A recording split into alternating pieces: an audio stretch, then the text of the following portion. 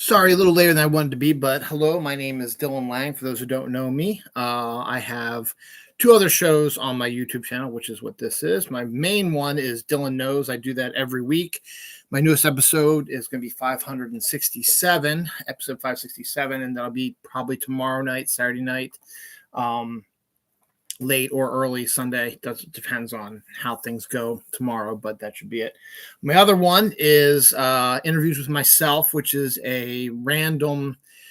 Whenever I come up with something, I need to do something different than my typical show. I will do that show. So I do stuff like I talk about things like politics and nostalgia and stuff like that. So I said I was going to do a third show because one of my favorite things in the world to do is to make lists. I make lists all the time about everything. It gives me something to do and something to talk about. And when I started Dylan Knows almost 11 years ago, one of my shows was the list show I did with the great Jerry Fletcher. And unfortunately, we cannot continue that because the way YouTube works now, we can't do two people now. I could try podcasting, but I've never been really good about technology and stuff like that. So here's hoping things work out for that. But yep, this is my new show called The List Show. I will be doing this again periodically when I feel like it. I actually have a ton of episodes prepped. I just need to do them. Ton of lists, I should say. It's a little bit late today, so I was hoping to try to get 2 out today, but I don't think I'm going to be able to. But I do have at least 3 or 4 more ready to go. So I might do them sporadically over the weekend just to get things up, or I might wait. We'll see. Let's see how this one goes. So without further ado, let's get into it. So this is volume 1. Sequels suck. This is the it's called Sequels Suck. This is the top 50 sequels of all time, but there's also a caveat to that: the top 50 sequels of all time, and also second parts. Like second parts of a trilogy that might necessarily be like a have a 2 in it or whatever, but the second part, like an Empire Strikes Back or a Two Towers or something like that. So it's the top 50 of those. Again, this is my opinion. My list, how I have it in order, is how I see it. You may not agree with me. You may agree with me. If you don't agree with me, that's fine. You have your own opinion. Keep it to yourself. You don't have to blast me on anything. If you want to respond to this with saying you're an idiot, here's the list way it should be, that's fine also. But you got to remember, this is my opinion and my opinion alone, and I can have an opinion, and this is my opinion on what the things are. Now, a lot of these movies, this is Pepper, by the way, for those who don't know. A lot of the movies are ones you're probably not going to expect, and I probably don't have. In some cases, I might not have your favorite sequels on the list. And there might be some glaring omissions or whatever, but lists are also fluid, so I can change them as I watch certain ones. So there's some sequels on here that aren't on the list because I haven't seen them. And there are also some that I just don't like as much as others. And my taste is different than your taste as well. Okay, I'll put you down. So this is my list. You can like it, don't like it, whatever. You can comment on it, whatever. It's fine. If you want to respond to it, you can do a respond video. Just be sure to, plug my show so people know what you're talking about. And again, I said your favorites might not be on here. You might be looking at me like I'm insane that I like these specific movies, but these are movies that I like in the order that I like them in. And I'll try to give you a example and talk about some of these each time I go down the list. So the first one up is a very obscure one from 1972 that you probably don't even know. It's called, I'm sorry, can't get there yet. I'm also going to do a honorable mention, sometimes 1, sometimes 2 honorable mentions to here. My honorable mention here is Blade 2. Directed by Guillermo del Toro and Wesley Snipes. Wesley Snipes' appearance in Deadpool 3, or I should say Deadpool Wolverine, has made him now his first Blade movie back in 98, 97, something like that, be the first MCU movie now. And the first movie was, what really started this comic book stuff. So you had the Blade movie, and then it jumped to X-Men and Spider-Man, and then Hellboy, and then you had a whole bunch of other stuff, and then it sort of died down, and then the MCU and Nolan's Dark Knight saga came at the same time, and that's where we are now with comic book stuff. But Blade is the one that started after the disastrous Batman and Robin film, which at first looked like it killed the comic book movie, but Blade brought it back, and it was very successful. That the second one came out, as I said, directed by Guillermo del Toro with Wesley Snipes in it, and in my opinion, the story is better than the first one. It has a stronger villain, and also in this case, you have the vampires teaming up with the Vampire Slayer to take down the new mega vampires. You also get a wonderful Ron Perlman performance, and I also think Norman Reedus is in this one as well. He could be in that one, the first one. I think he's in this one. So we've got some. I like the second one a little bit more than I like the first one, but it is only honorable mention because there are other ones I like ahead of it, including this one. You're all going to look at me like I'm crazy. Number 50 is a movie from 1972 called Snoopy Come Home. The first one, I think, was the first Peanuts movie, animated movie, was I Think You're a Good Man, Charlie Brown. And that one was about Charlie Brown competing in a spelling contest. And it was a good, when I was growing up, it was a fun movie to watch. I enjoyed it. And then the sequel came out, which is technically the second part of a series. As I said, like I've been saying, it'll be sequels or second part of the series. Snoopy Come Home, which continues the stuff with Snoopy discovering his old owner and having to try to get to the old owner while Charlie Brown is trying to get Snoopy to come back home. Not as great as the other Charlie Brown movies. Race for Your Life, Charlie Brown, which is the third one, and Bon Voyage, Charlie Brown, which is the fourth one, are both better than the other two, but we're talking sequels right now. And Snoopy Come Home, while it's not the best one, it is entertaining enough. Number 49 is Airplane 2. Airplane, to me, is one of the funniest movies, if not the funniest movie of all time. And because it was so successful, they decided to do a sequel. But they did a sequel without Zaz, David Zucker, Jim Abrams, and Zucker's brother. I forget Zucker's brother's name.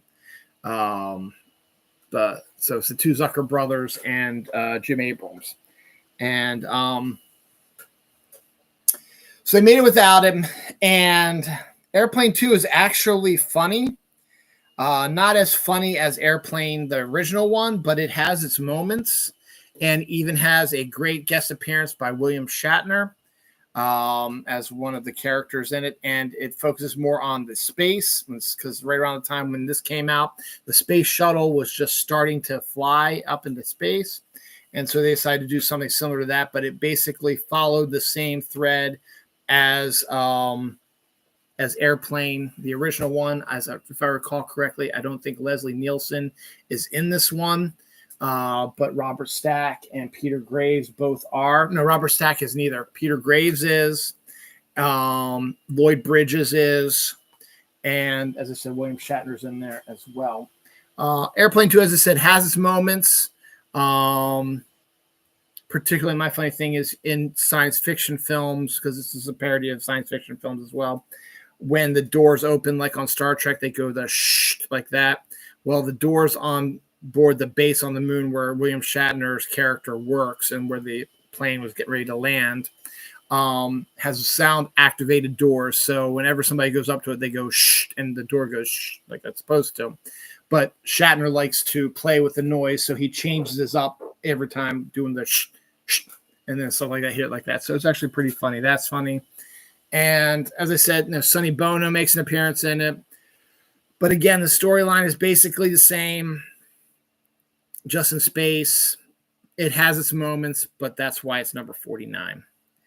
Number 48 is Clerks 2, Kevin Smith's first sequel. And it's strange having him do a sequel to Clerks. Clerks was his original film.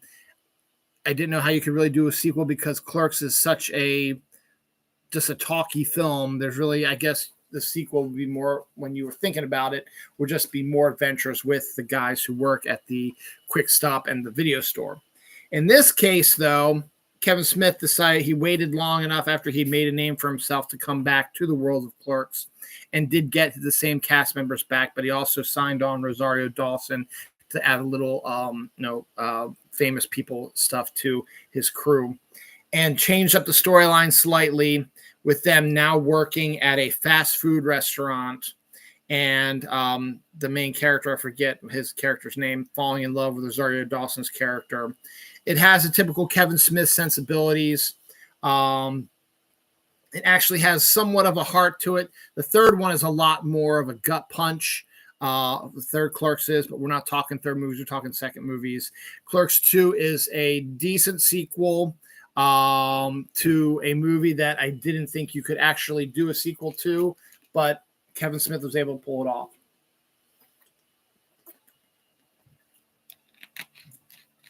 I don't even know what you're doing, Pepper. I don't even know if I want to know what you're doing. Number 47 is American Pie 2. The original American Pie came out in 1999, and we'll probably be talking about that when I talk about top 25 movies in 1999. But American Pie has also not aged well. The sequel, on the other hand, is not nearly as bad as the first one, as in it's aged a little bit better. The storyline is also changes gears a little bit, whereas the first one focused on the group of friends pretty much equally.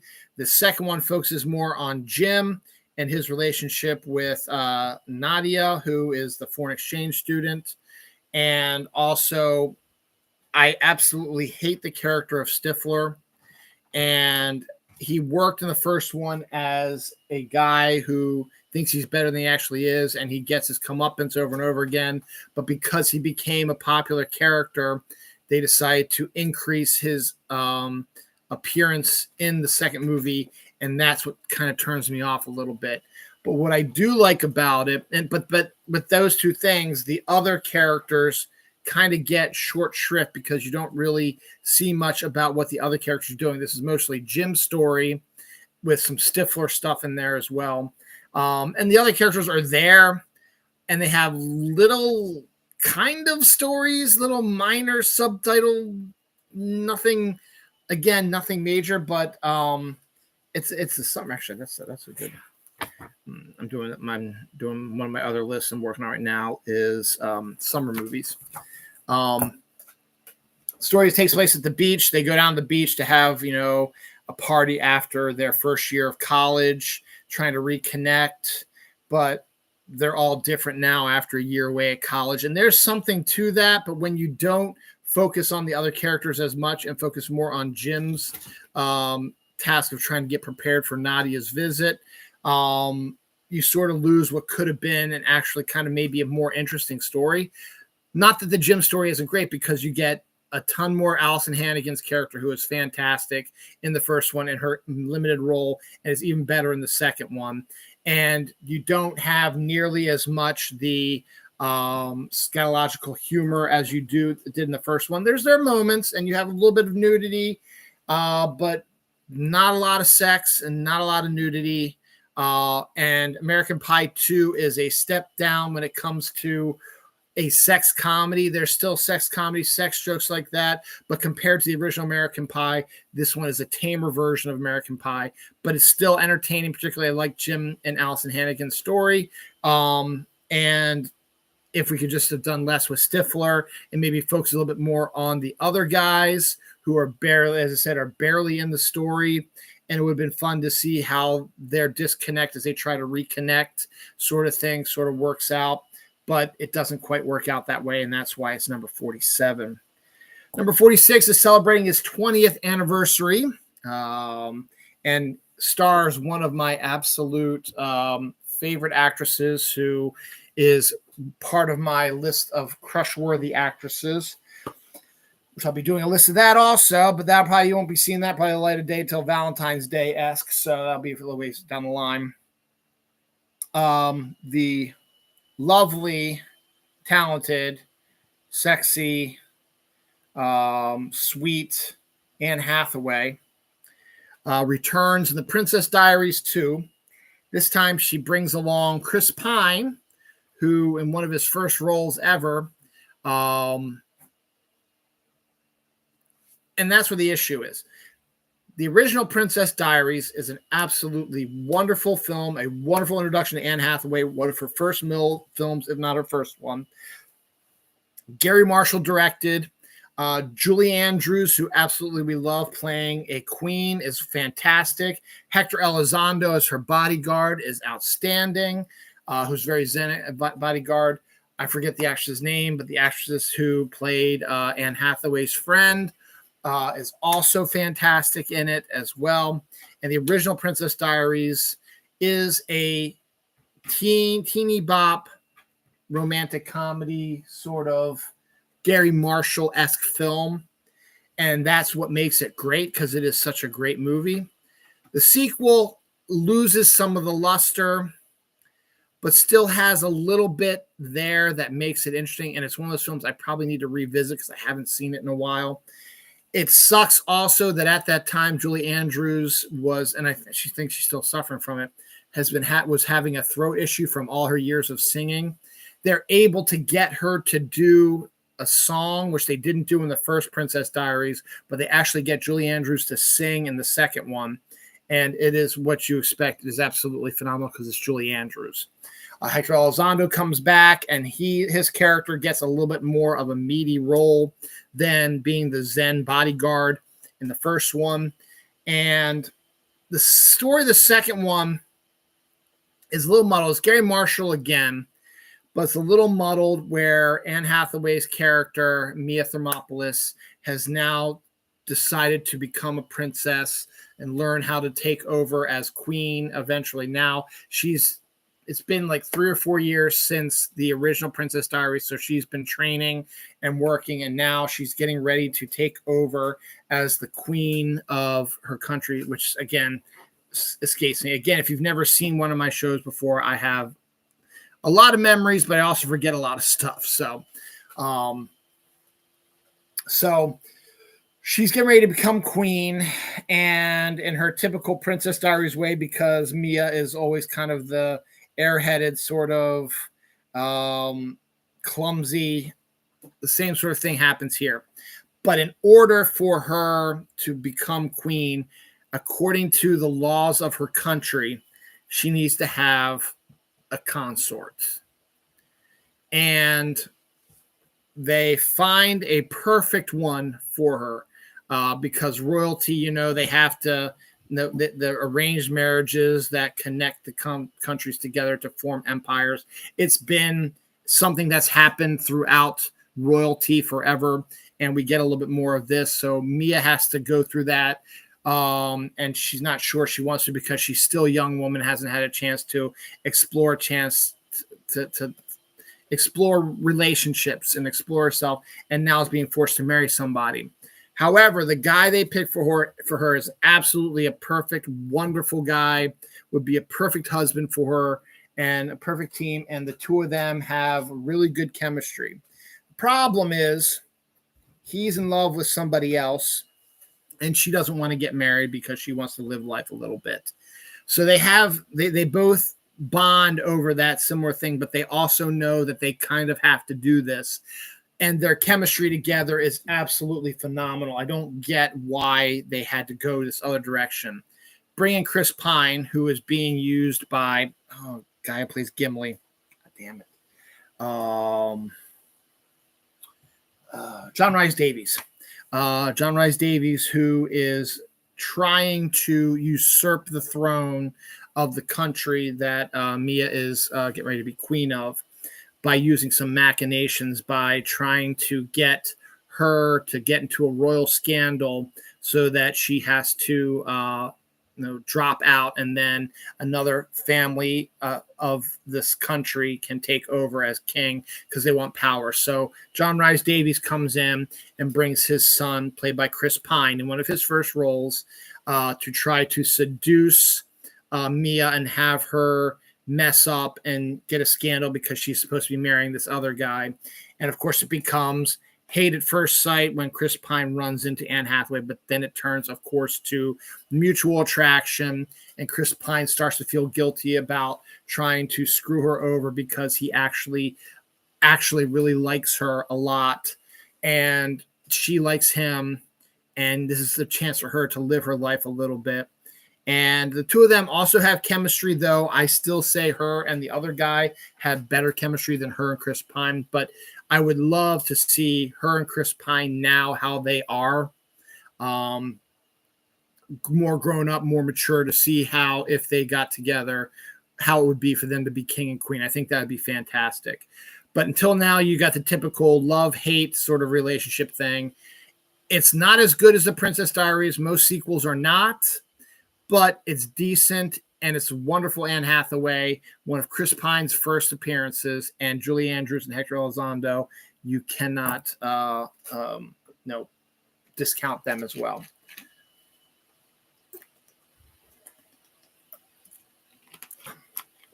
Number 45, Jim Abrams makes his second appearance on the list. Well, he wasn't actually, he was the original who did the original Airplane, but didn't do the sequel. But he, after the Zaz brothers split up with him to do their own thing, Abrams took over and started continuing to do parody stuff. One of the first movies he did parody of was called Hot Shots, which has Charlie Sheen and Cary Elwes and Valeria Golina, and Lloyd Bridges is in it as well. And John Cryer is too. And they were parodying Top Gun. And it's good. It's fun. It's entertaining. Not as funny as Airplane, and it has its moments. But it is funny, and it is a decent comedy and a decent parody film. So it did successful enough that they decided to do a sequel, Hot Shots Part 2, and Hot Shots Part 2 is number 45 on the list. This one is making fun more of the Rambo movies and other war movies as well. Includes a fantastic cameo appearance by Charlie Sheen's father, Martin Sheen, who was in Apocalypse Now. And Martin Sheen's playing the role of his character in Apocalypse Now. Is fantastic. You bring in, I think Lloyd Bridges is in as president of the United States now. And Valeria Golina's in here. And one of my favorite character actors of all time, Miguel Ferrer, also gets to show a really good comedic size. He's a straight man for the majority of the film, but he does have some comedic moments during this period. And it fits to what Zaz wanted to do. The Zuckers and Abrams, when they made Airplane, they wanted to get actors mostly known for dramatic roles to have them in these situations. These silly situations, and treat them like it's just a normal everyday thing. And then you get Miguel Ferrer to come in and do that sort of similar thing, though he doesn't get to have as much fun as the other actors did in Airplane, but he does have his moments, including the best line, "War, it's fantastic," which is a great, and the way Miguel Ferrer performs the line, it's outstanding. So Hot Shots Part 2, a good parody film of Rambo, Apocalypse Now, war movies, and at the same time still had not Saddam Hussein, Gaddafi is one of the main bad guys as well. So entertaining, and it's good. Number 44 is Rocky 2, which a lot of people are going to think, how can you have Rocky 2 at 44 when it is a classic film? Yes, it is a classic film. And it deserves all the awards and accolades it gets, but this is my list, and these are the list of the films that I find entertaining, and I find 43 other movies more entertaining than Rocky 2. But I do find Rocky 2 entertaining because it's number 44 on my list, and it deserves to be on the list as well because it is a phenomenal sequel to the surprise hit, and it changes things up even more and puts it into the trajectory that it goes into, where Rocky 2 basically has Apollo Creed and Sylvester Stallone's Rocky Balboa agreeing to a rematch after Rocky almost beat Apollo Creed in the original Rocky to become heavyweight champion of the world.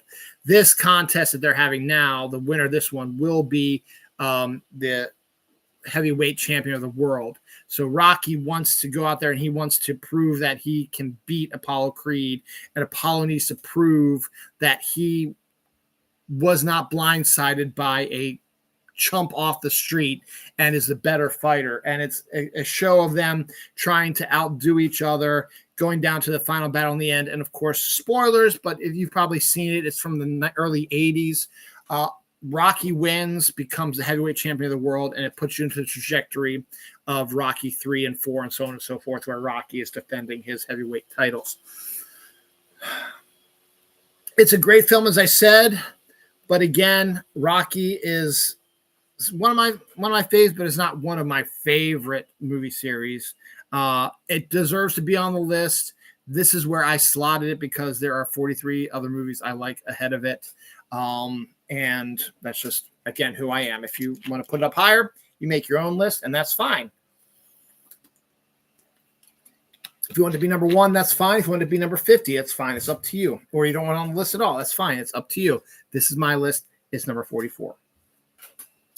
Number 43 is Home Alone 2. A sequel to the surprise Christmas hit that became a humongous hit. Home Alone is one of the greatest Christmas movies of all time. I'll be doing a list of those also around Christmas time, obviously.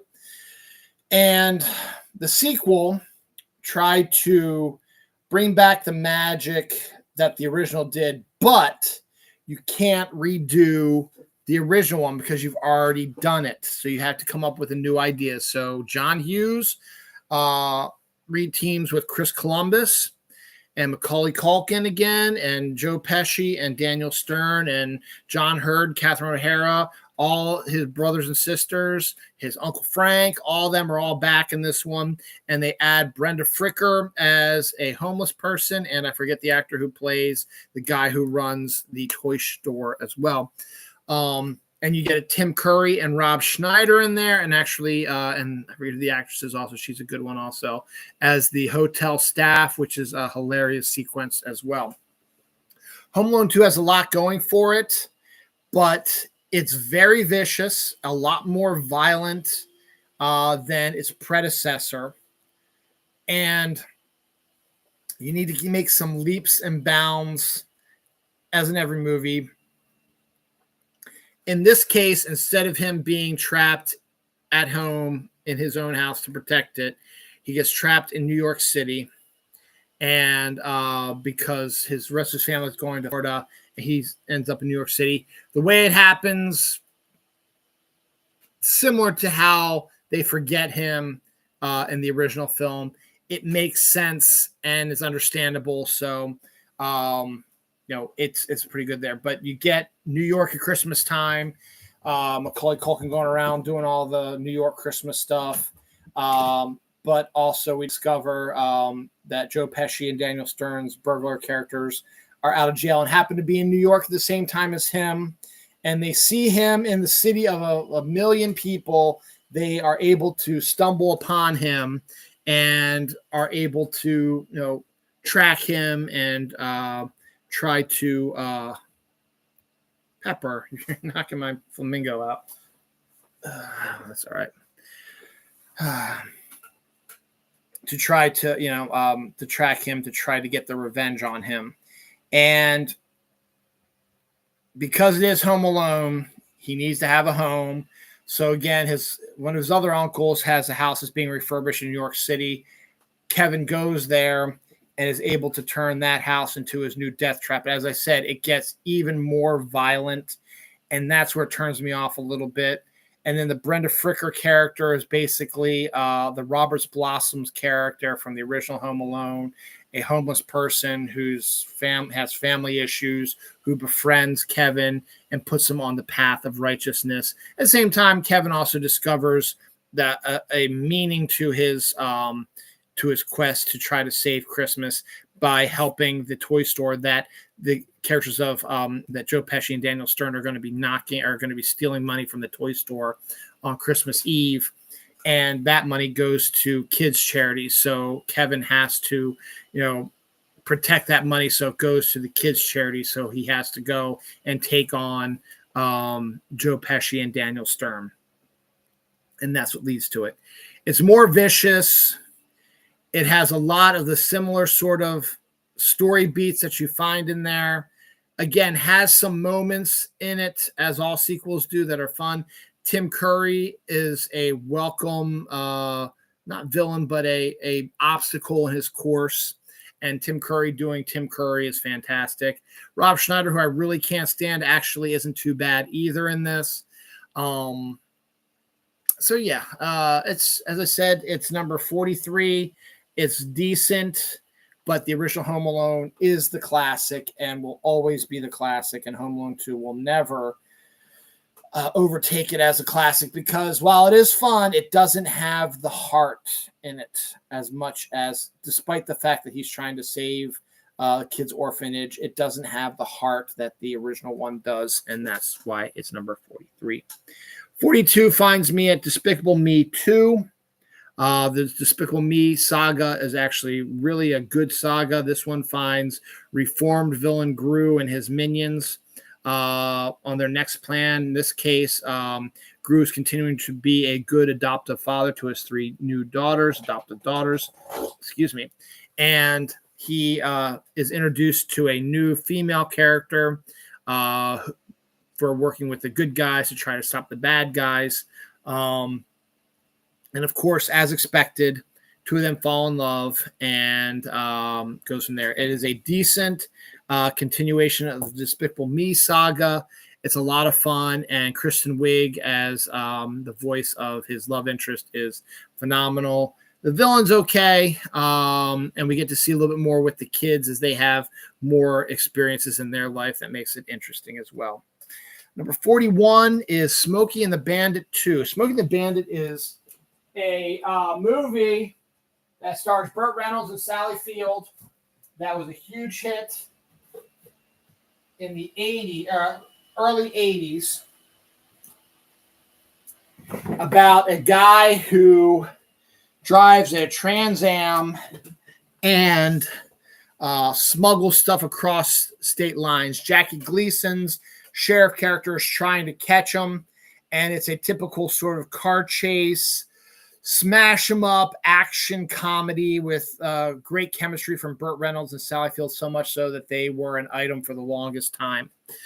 And Jackie Gleason, who is one of the greatest actors of our time, not really slumming it, but giving a one-note character a lot more character, for lack of a better word, to make that interesting. Now, the first one's okay, is your typical sort of, high action chase scenes, stuff like that. And that was a big thing. Actually, that was the 70s and the 70s. Now, the sequel, I liked a lot the sequel because it adds an extra bonus to it. I believe it's Dom DeLuise comes in, and him and Burt Reynolds always had good chemistry anyway. And he plays a veterinarian whose job it is to transport an elephant across state lines. He has to do it, but that's illegal. So he's got to, be able to help transport this elephant across state lines.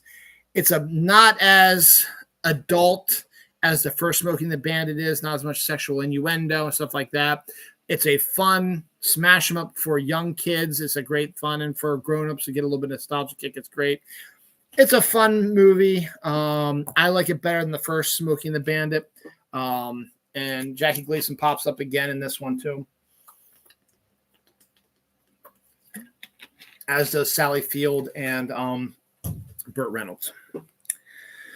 Number 40 is a movie that I watched with my dad, so it has a special place in my heart.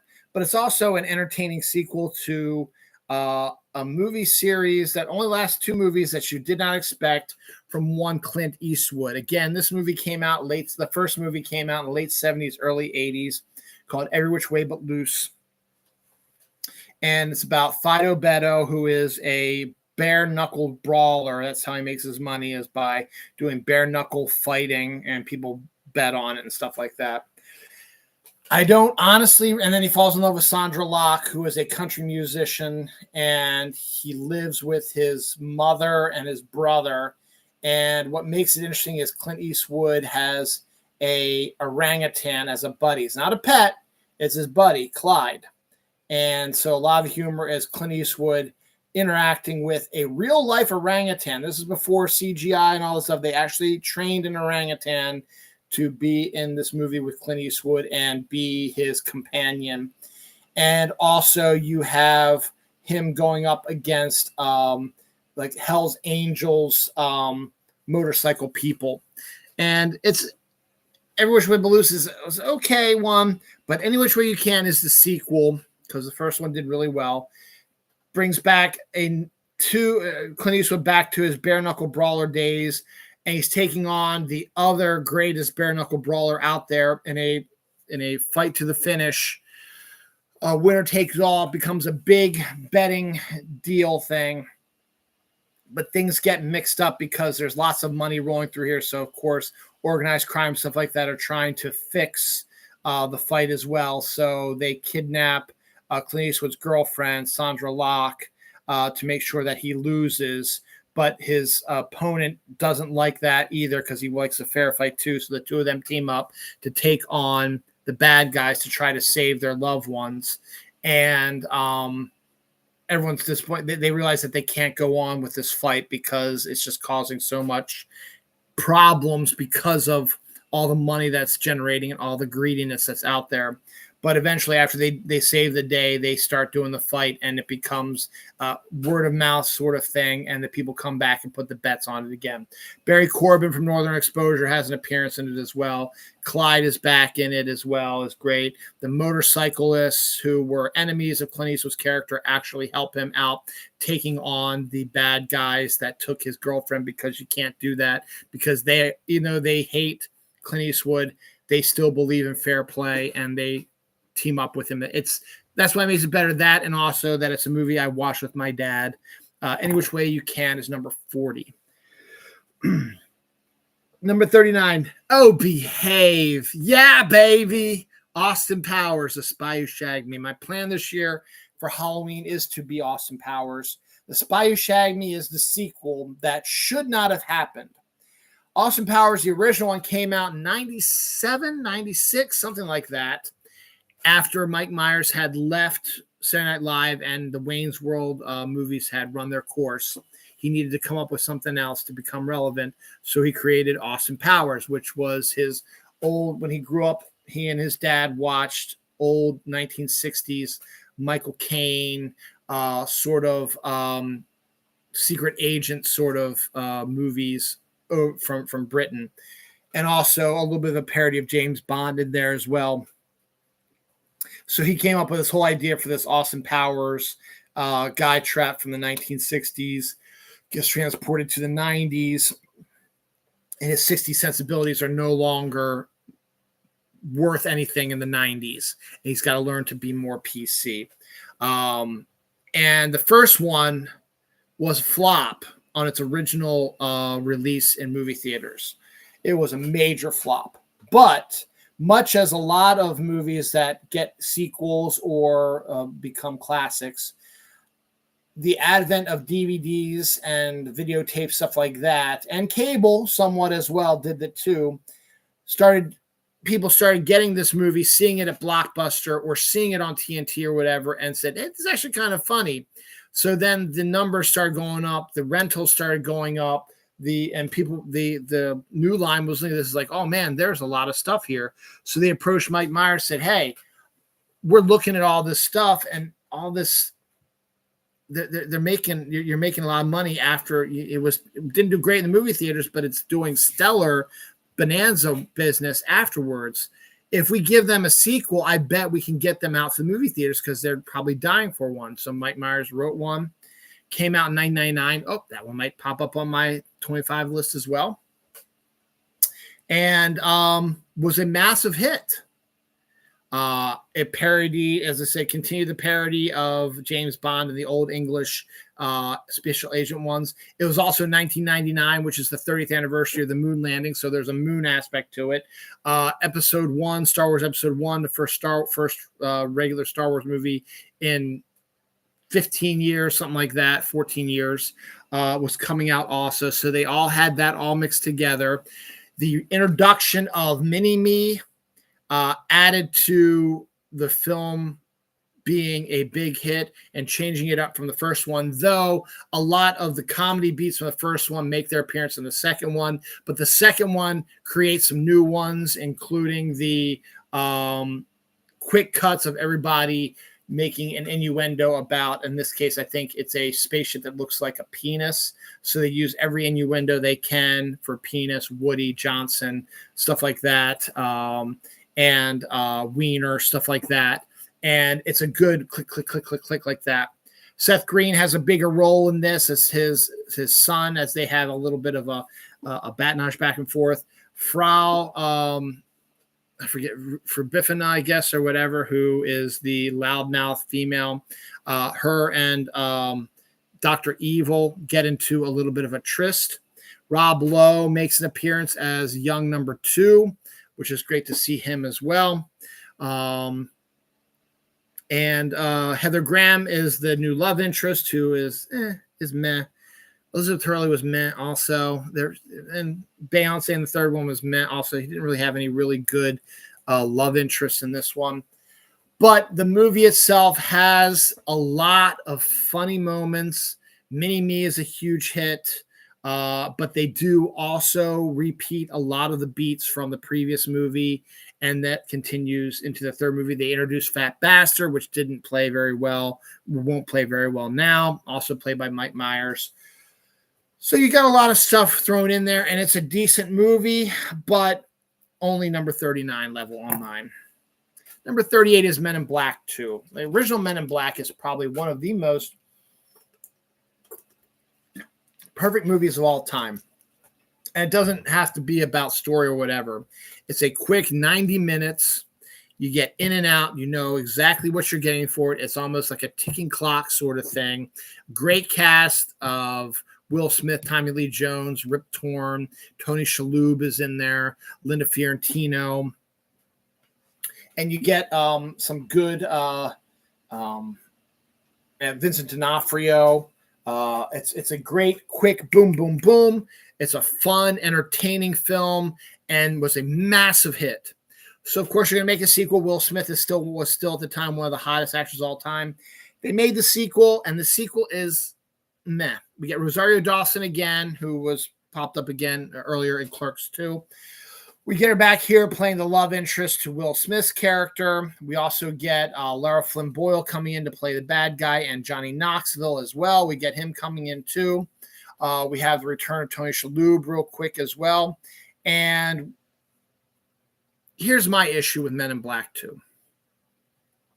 Men in Black 1 is Tommy Lee Jones's veteran training rookie Will Smith how to be a good Men in Black. And he's training a replacement because Tommy Lee Jones's character is done working. He wants Kay. He wants to go hang out with the woman that he left behind in the 60s when he joined MIB. So they move him out. Will Smith becomes the veteran now and is the boss. Linda Fiorentino becomes his partner. And it's a perfect ending. That's why the movie has a lot of perfect stuff for this.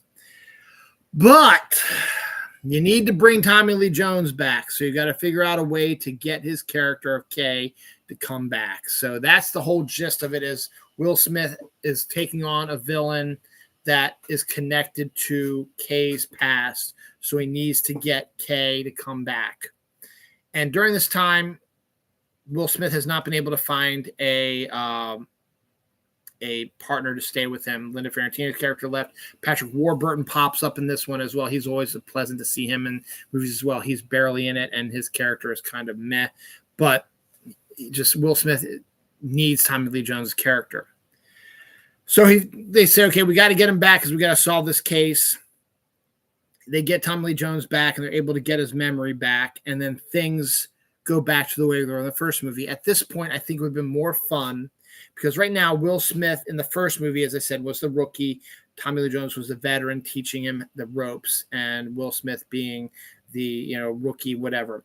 At this point in Men in Black 2, the role should have been flipped. Will Smith should have been the veteran, the one who's telling them, trying to reintroduce Kay, how to be a good MIB person, and Kay's character should be the one who is the rookie who is screwing up and all like that. But their roles go back to the way they were. It's almost as if Will Smith's character made no progress from the end of the first one to the beginning of the second one. His character goes back and reverts back to the rookie character, despite the fact that he is now officially a veteran.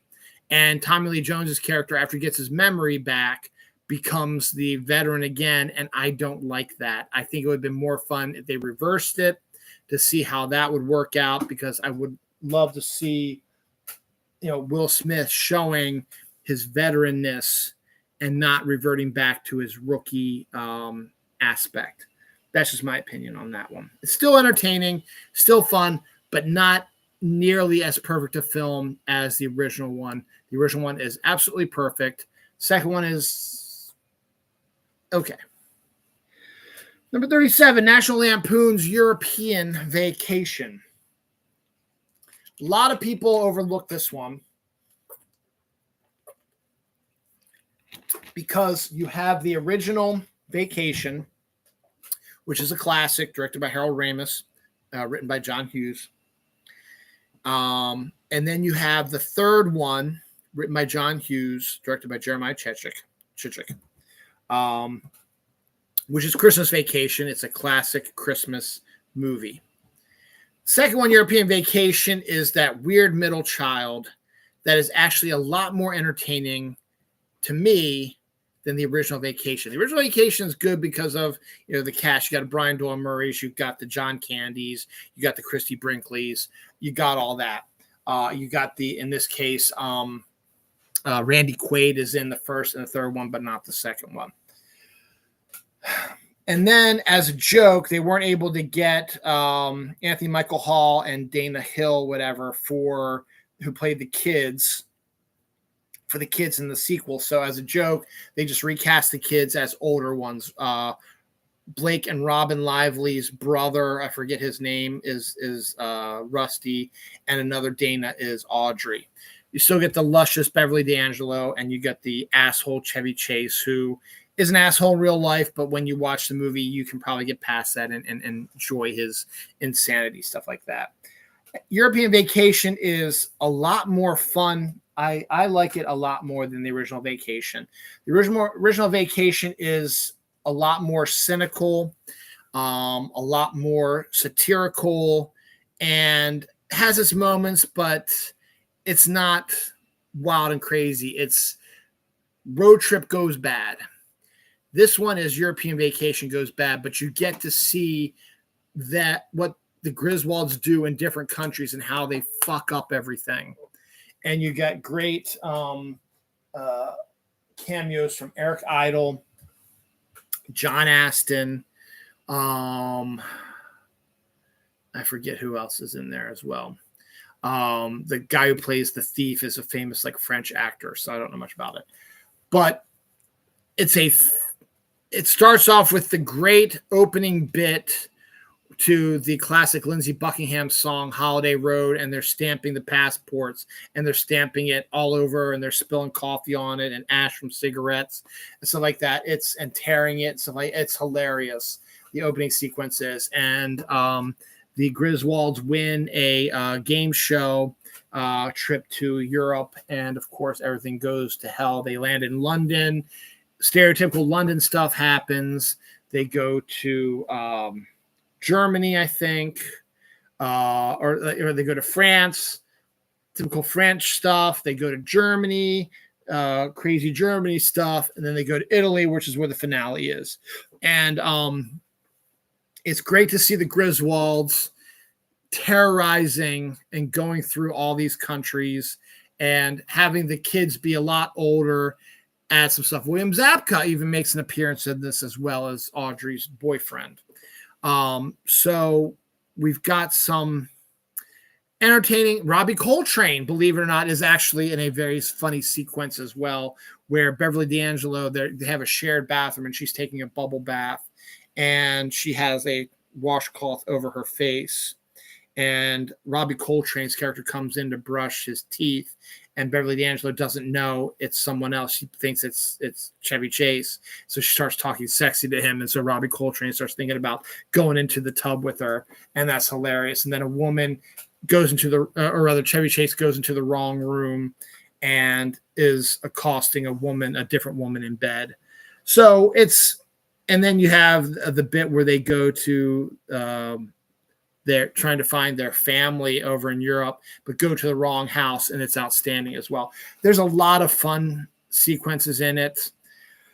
And this one's a bit more of a rollicking physical comedy sort of thing, but it's great to see. I think they shot it overseas, actually, and I think they did a great job of covering a lot of stuff. So National Lampoon's European Vacation is number 37.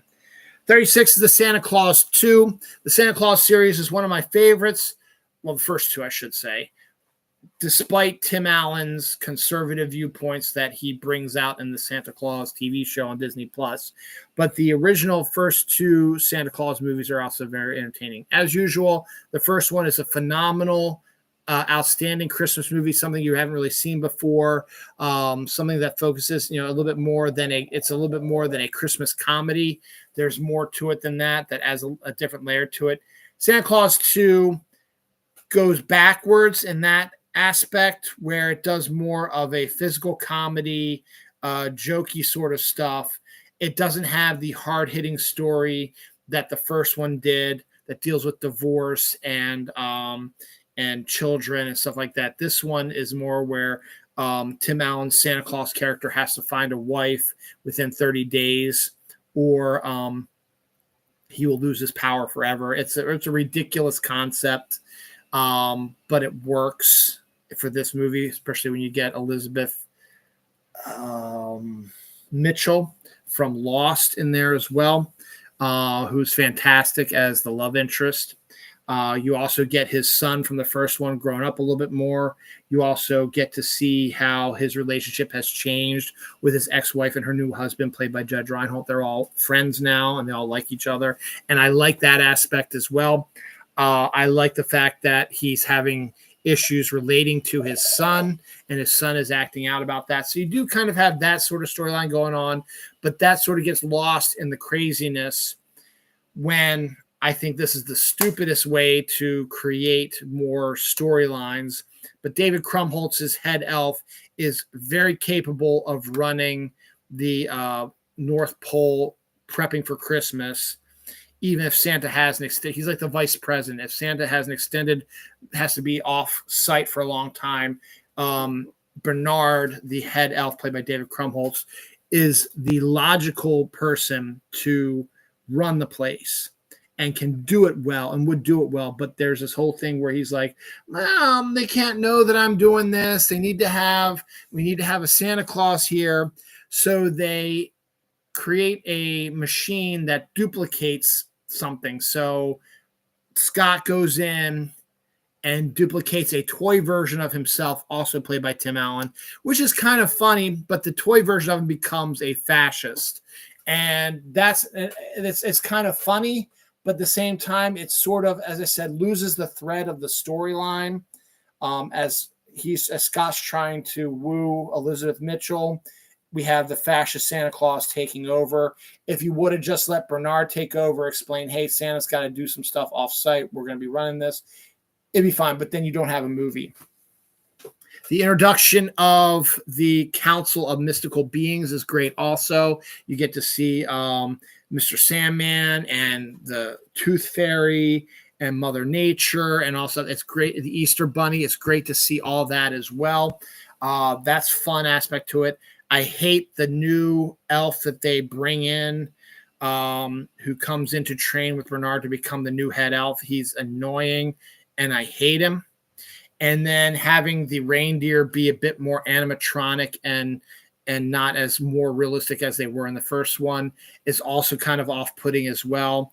So you get kind of a mishmash of stuff, and gets thrown in a blender and thrown in there. The sequence with, I forget the Saturday Night Live actress, where she sings Christmas songs, is one of the most cringeworthy ones I've ever seen before. She's wearing a sweater made of all Christmas stuff, and you see Tim Allen's Santa Claus. It is one of the most cringeworthy, and is the only time I have to just either fast forward or cover my eyes because it is an absolutely cringeworthy scene. But the chemistry between Elizabeth Mitchell and Tim Allen is very good, and I like their relationship. That's why it's number 36. 35 finds Top Gun Maverick. I've never been a fan of Top Gun. Those who know me know I'm not a big fan of Top Gun. I like the director, Tony Scott. Tom Cruise has his moments. Val Kilmer's good. Anthony Edwards is good. Tom Skerritt is good. They're all good. I just don't like Top Gun, and that's just me.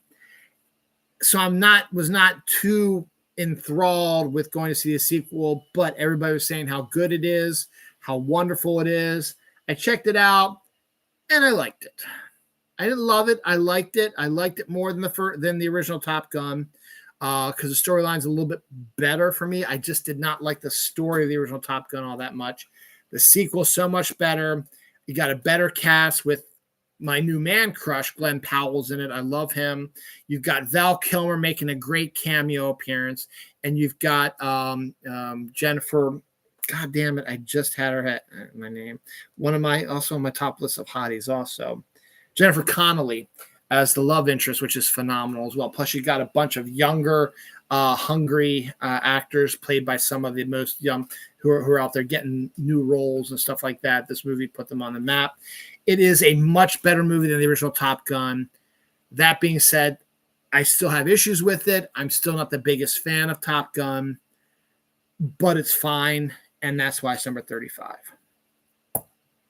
34 gets a lot of hate for absolutely no reason. And I'll go off on this when I do my full in-depth look at the MCU. Number 34 is the Marvels, the Captain Marvel sequel.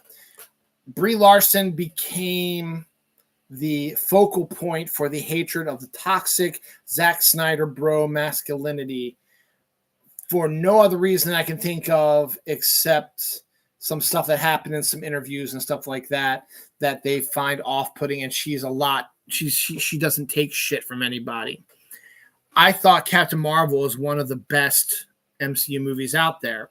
A lot of people agreed it made over $1 billion. So you all say, oh, it didn't do that well. It made over $1 billion. It's in the top 15 highest grossing movies of all time. Yes, Captain Marvel. Look it up, dumbass. And I thought Brie Larson was great. They're like, oh, she never smiles. You just saw the trailer where she didn't smile. She smiles all the fucking time in the movie. Now, a sequel came out, and they're like, oh, she can't handle it by herself because of the hatred. That's why they brought Miss Marvel and the Monica Rambeau in as well.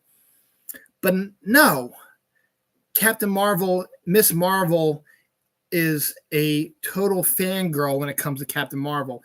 And she is great in her show. And to have her come in her next batch into this movie is phenomenal. She's great. And that's the one thing everybody agrees with. She's great. Miss Marvel, the actress plays Miss Marvel, is great in this. And Monica is okay. The three of them make a fantastic team. I like the villain. The villain has an understandable upsetness to her. And I also like to say that I think you needed to see this movie had to come out before Secret Invasion because it kind of sets up Secret Invasion and might have made it a little bit more interesting and more better. But because of the way things are going, strikes and stuff like that, it was flipped and strange. Now, the Secret Invasion came out before the Marvels did, which I think to me kind of screwed up the flow of the MCU. Everybody has a schadenfreude that the movie tanked at the box office. It was people hating on Disney, hating on Brie Larson's Captain Marvel, hating on the Marvel MCU comic movies whatsoever, and they were gleefully cheering how bad it was doing in the box office. And then they were gleefully cheering when the Rotten Tomatoes score came out, and it was one of the worst for an MCU movie. I went off on a tangent about this. You cannot trust Rotten Tomatoes because Zack Snyder and the Snyder Bros and the toxic masculinity, they spam Rotten Tomatoes with stupid fake reviews. negative ones for movies that they hate, positive ones for the ones that like, so that the numbers are skewed. Rotten Tomatoes has supposedly gotten under that under control. They haven't, because if you look at the actual critical look at it, it is a lot better than the Rotten Tomatoes score shows up. And if you look at the fan score, which is the one that I always look at more so than the Rotten Tomatoes score, the fan score for the Marvels is skyrocketed. It's 85%, which is insane compared to the whatever it was, like 40 some percent on Rotten Tomatoes, 30%, whatever. 85% by the people who actually watch the movie. And yet they're all gleefully pointing out, it's terrible on Rotten Tomatoes. It's critically panned. Brie Larson, you need to go home and go to the kitchen, you stupid, whiny bitch, unsmiling bitch. You're terrible. Marvel sucks. Disney sucks. Women superheroes suck. This is awful. And it tanked at the box office. I saw it at the box office. I enjoyed it at the movie theater. But then a strange thing happened, and this happens a lot. A lot of these masculine sort of films that the toxic masculinity people like, they've been tanking in the movie theaters also.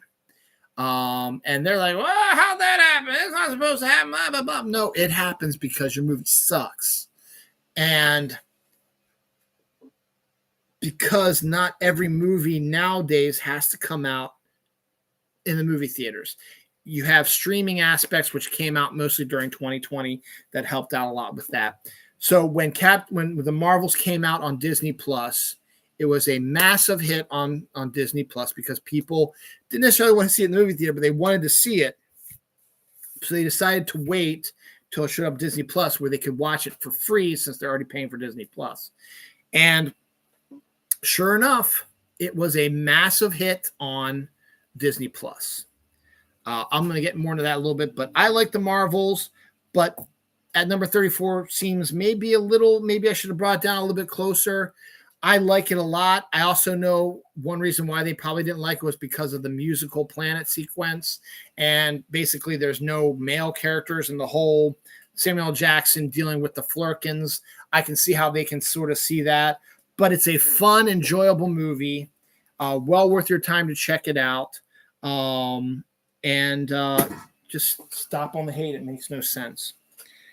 Number 33 is The Great Muppet Caper. The first one, the Muppet movie, was a classic. The Great Muppet Caper extends the Muppets streak upwards with the second Muppet movie. A great storyline about the baseball diamond being stolen and Miss Piggy being framed for it. And Kermit and Gonzo and Fozzie, who are all investigative reporters, having to solve the case. Charles Grodin as the bad guy is outstanding.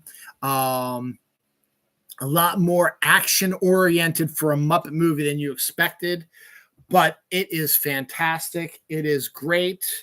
And maybe 33 is also maybe not the right spot for it, but it's a phenomenal movie and definitely worth your while. Muppets for kids, sure, but it's for the family. And you get the Muppet movie, you get Great Muppet Caper, then you get the Muppets Take Manhattan, which are all three great ones. Then you get Muppets Christmas Carol, which is outstanding as well.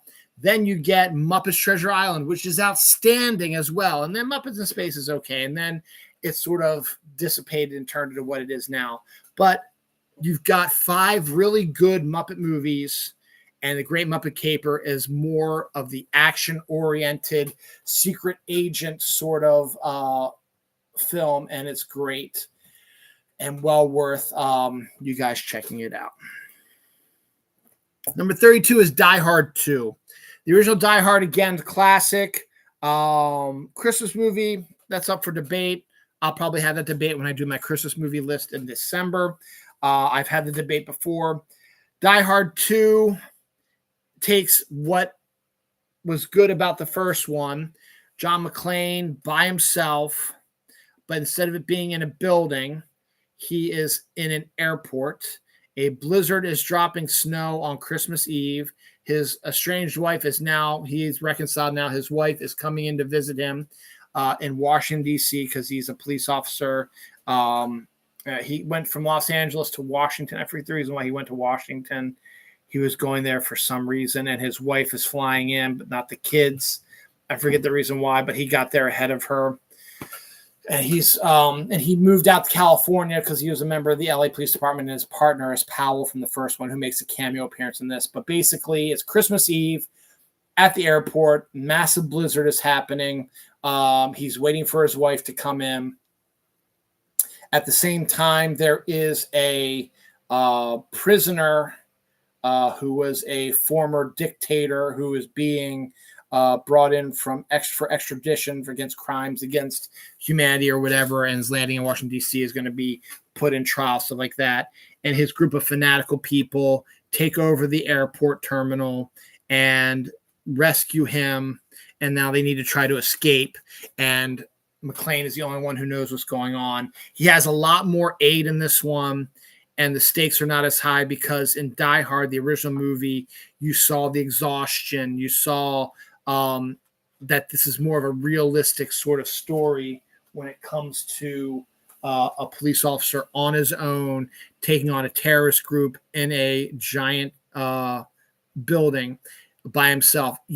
That's why Die Hard is better than Die Hard 2, because it has that high stakes, realistic feel to this.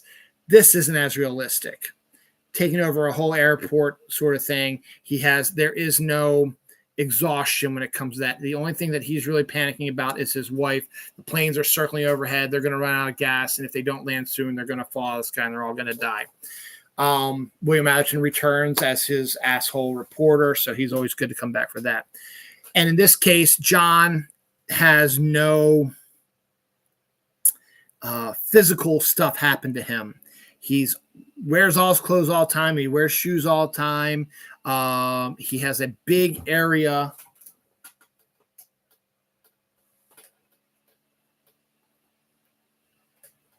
He has a big area to work in. Oh, there you are. Are you going to get stuck? Has a big area to work in now instead of the confines of a building. And as I said, he has more people helping him. That being said, there are some fun action sequences in it. If you're a fan of the original one, you'll probably like this one. Though, as I said, the stakes are not quite as high, but it is a decent action film. This one is, you could conceivably also say, is a Christmas movie as well, because a Christmas miracle does happen, but we're not going to get into that right now. Number 31, Gremlins 2, The New Batch. Speaking of Christmas, Gremlins 2, the sequel, the original one took place at Christmas. This one does not. Gremlins 2, The New Batch is actually a weird amalgamation film. Oh my God, Kat, you're killing me. It is a sequel to a horror comedy. It is a satire of medical breakthroughs, television personas, stuff like that. And it's also a parody of the first movie, despite the fact that Zach Galligan and Phoebe Cates come back. But you also get a whole bunch of new guest stars, including Christopher Lee, and John Astin pops up again as well. And this film is actually a lot different than the original one, and is actually a little bit more interesting. The original one is a fantastic Christmas movie. Chris Columbus wrote it. It was directed by Joe Dante. Joe Dante directed this one with a different script by a different person. But it's this amalgamation of satire, parody, and sequel that you don't know what's coming. And to mix it up and make it different than the original one, they add some quirks and some other stuff to the evil gremlins that makes it that more entertaining. It is a much more entertaining film than the first one, but the first one is still my favorite, is still a classic, is still a great Christmas one. This one is a great sequel. Not better than the first one. I still like the first one better, but there's a lot to like about the second one. Gremlins 2, The New Batch, number 31. Number 30 is Young Guns 2. Young Guns 2 and Young Guns 1 are two of the most underrated movies of our time. Early 90s. And they called it the Brat Pack Western, but it's a whole lot more than that. Great cast. Emilio Estevez is the lead in the first two. You get Kiefer Sutherland in the two. You get Lou Diamond Phillips in the two. Charlie Sheen's in the first one. What's his name? Guy played John Locke. Terry O'Quinn is in the first one, but not the second one. Alan Ruck is in the second one, but not the first one. And you get some of the greatest and great young actors doing Westerns and doing it based on the story of Billy the Kid. Emilio Estevez plays a fantastic Billy the Kid. The two movies are based on Billy the Kid's actual adventures or whatever. And I like the second one a lot. The first one's great. Second one is just as good as the first one. I like the second one because you focus more on the conspiracy theory that, Billy the Kid actually was not killed. He actually went on to live a long life, and they sort of play with that storyline in this. But again, you got a fantastic cast, great Western, one of the best out there, totally underrated. Young Guns 2 is just as good as Young Guns 1, just as entertaining, and Emilio Estevez is fantastic. Now, they're talking Young Guns 3. I don't know how you're going to do it because they're all old now. And de-aging just doesn't work. I'm just sorry, it doesn't. Number 29 is Batman Returns. I know it seems a little bit high for you thought it should be lower on the list because I like Tim Burton, I like Michael Keaton, I like Batman. But the original Batman 1989 was a great moment. I have issues with it, but it was great to see a realistic sort of Batman, what we were expecting, not the 1960s Adam West Batman. We wanted the darker sort of Batman here. Tim Burton was one of the hottest directors at the time. It's got a great score by Danny Elfman. Michael Keaton, who got so much hate for his casting, including from me. I've mea culpa a million times. He is phenomenal. Jack Nicholson was great as the Joker. And then you bring in the second one. It made a ton of money. So Warner Bros. Said, Tim Burton, checkbook is yours. You have all control. We're not going to fuck with it. You make your Batman movie. And that's what got Tim Burton excited. So he can make the movie that he wanted. He was sort of told what to do in the 1989 one because it was a big deal. And they had all this stuff connected to it when it came to merchandising. Burton had some merchandising with this one, but he was able to do it. This one is way darker than the original Batman. And for one reason, and which is the reason why it is number 29 and not higher in the list, like 8 or 7 or 10, because Danny DeVito is perfect casting as the Penguin, but I did not like Tim Burton's version of the Penguin. Danny DeVito does a great job because it's Danny DeVito. He does fantastic. And the storyline is really interesting, but to turn him into this grotesque sort of sewer creature who has this sexual libido, which really turns me off from the character, and then just the pure disgustingness of the character. I could maybe like it a little bit more if it didn't have the rampant sexual innuendo that he likes, that Danny DeVito just throws out there, giving you kind of slimy sort of disgusting feel you got on him. And you're like, no, this isn't going to work. And that's the only reason why. That, and also because Christopher Walken's great, but it's just one more villain added to the pot that was not needed. I like it being set at Christmas time. I do not like the fact that Batman kills in this. I do love the fact that Michelle Pfeiffer was phenomenal as Catwoman. Her chemistry with Michael Keaton is off the charts, much more so than Kim Basinger did with him in the first one. I thought Michelle Pfeiffer was had a whole lot more chemistry with Michael Keaton, and that sort of helps because they did date at one time for a long time, so they know each other pretty well. And she was just a great Catwoman. I love her Catwoman. I love Tim Burton's version of this Catwoman. And it has a great Danny Elfman score set at Christmas time, which is great. but it also has one of my favorite all-time movie shots of ever. The very beginning of the movie, when the clowns are coming in, led by Jeffrey Tambor, when the clowns are coming in to take over Gotham City and they need to call Batman with the bat signal.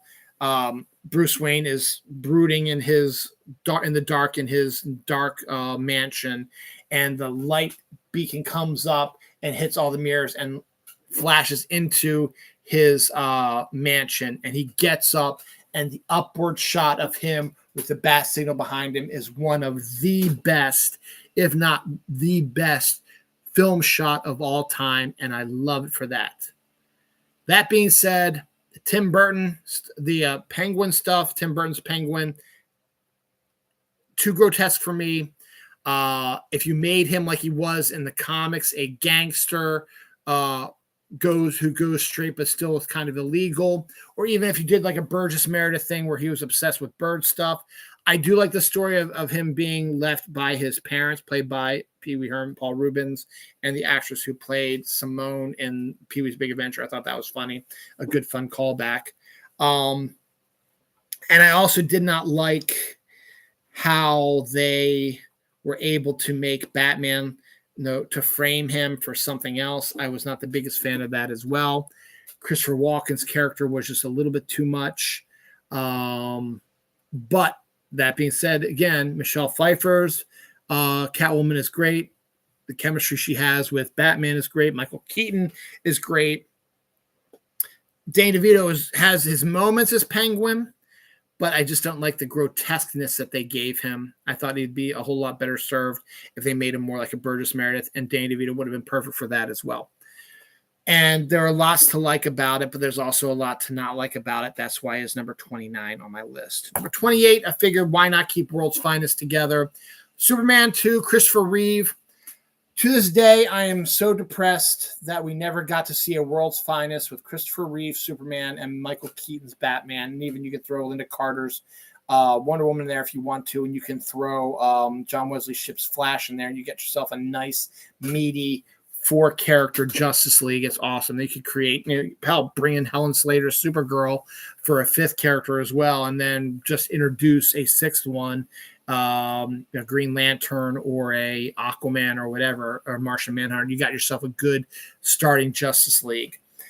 Now, Speechless, which is a movie I'm going to talk about in one of my other lists, the 1994 30 best movies of 1994. That's come up down the line. Speechless has the only scene we're ever going to get with what could have been with Christopher Reeve and Michael Keaton. They're in this romantic comedy called Speechless. They have one scene together, and it is absolutely electric. It's fantastic.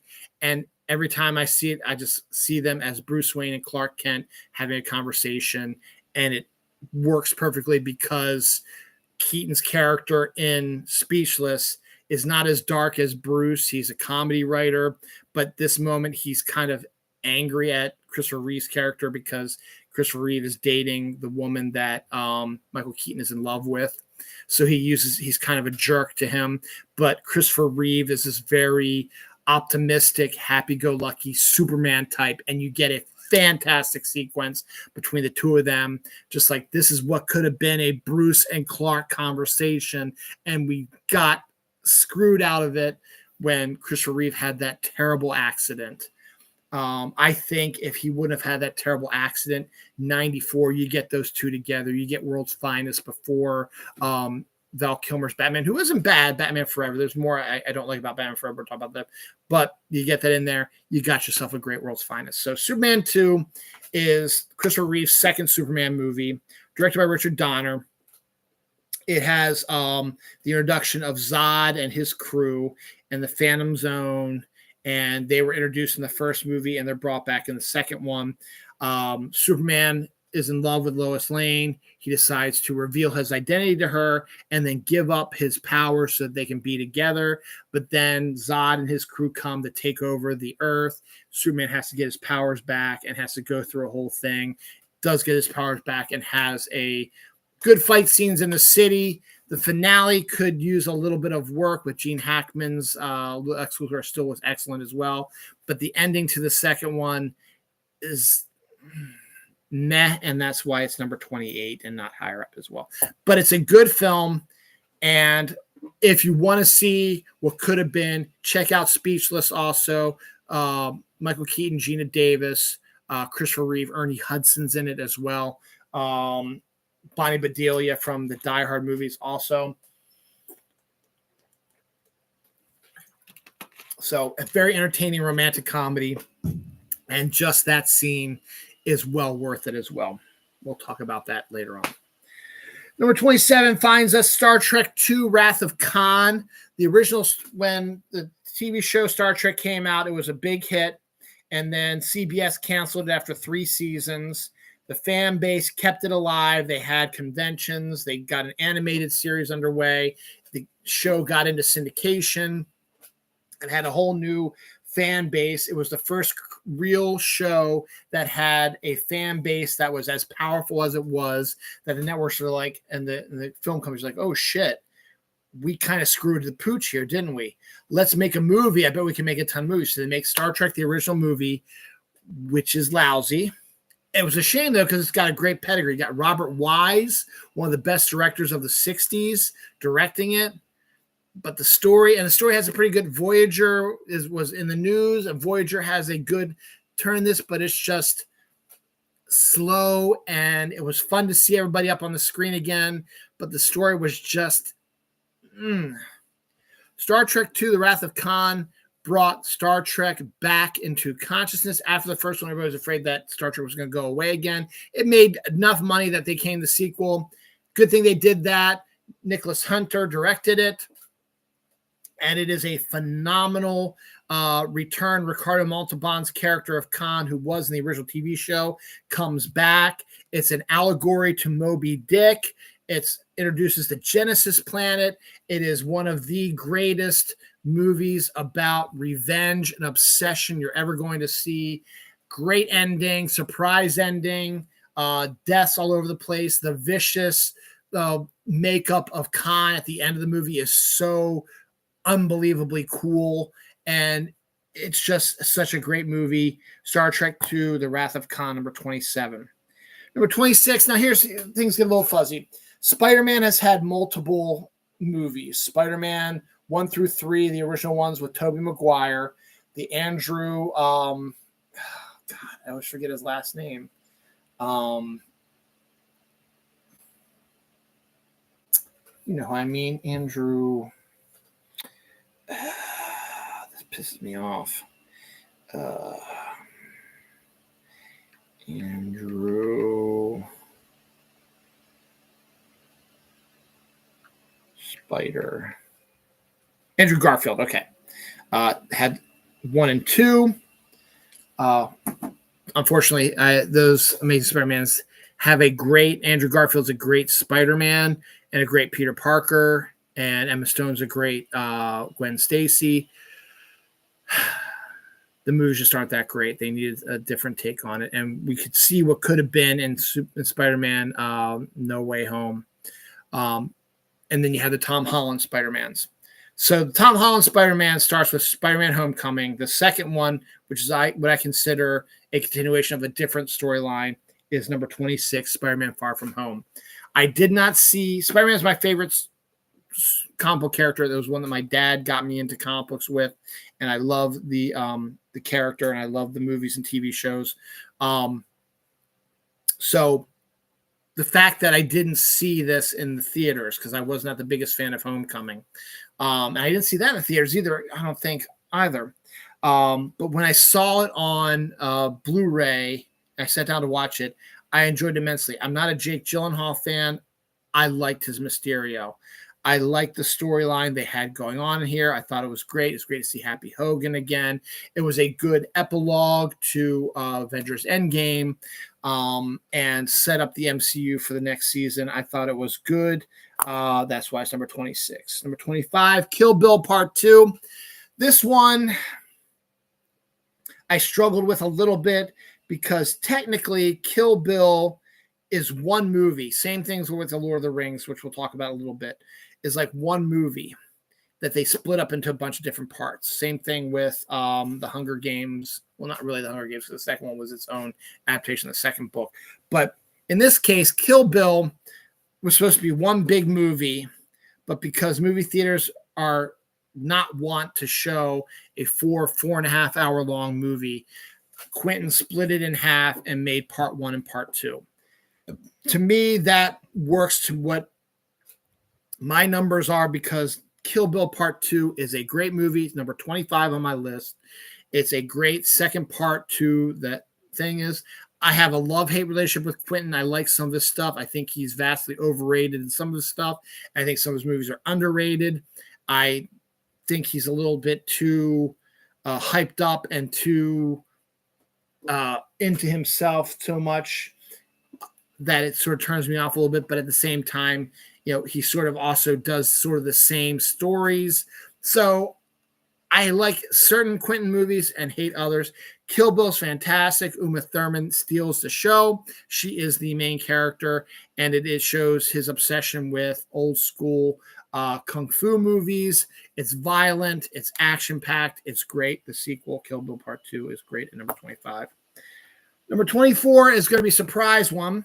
Father of the Bride Part 2, the Steve Martin, Diane Keaton, Nancy Meyers version of Father of the Bride. Actually, Charles Shire, I think, directed those two. It was a great remake of the old 1960s film. I thought Steve Martin and Diane Keaton have great chemistry. Their kids are great also.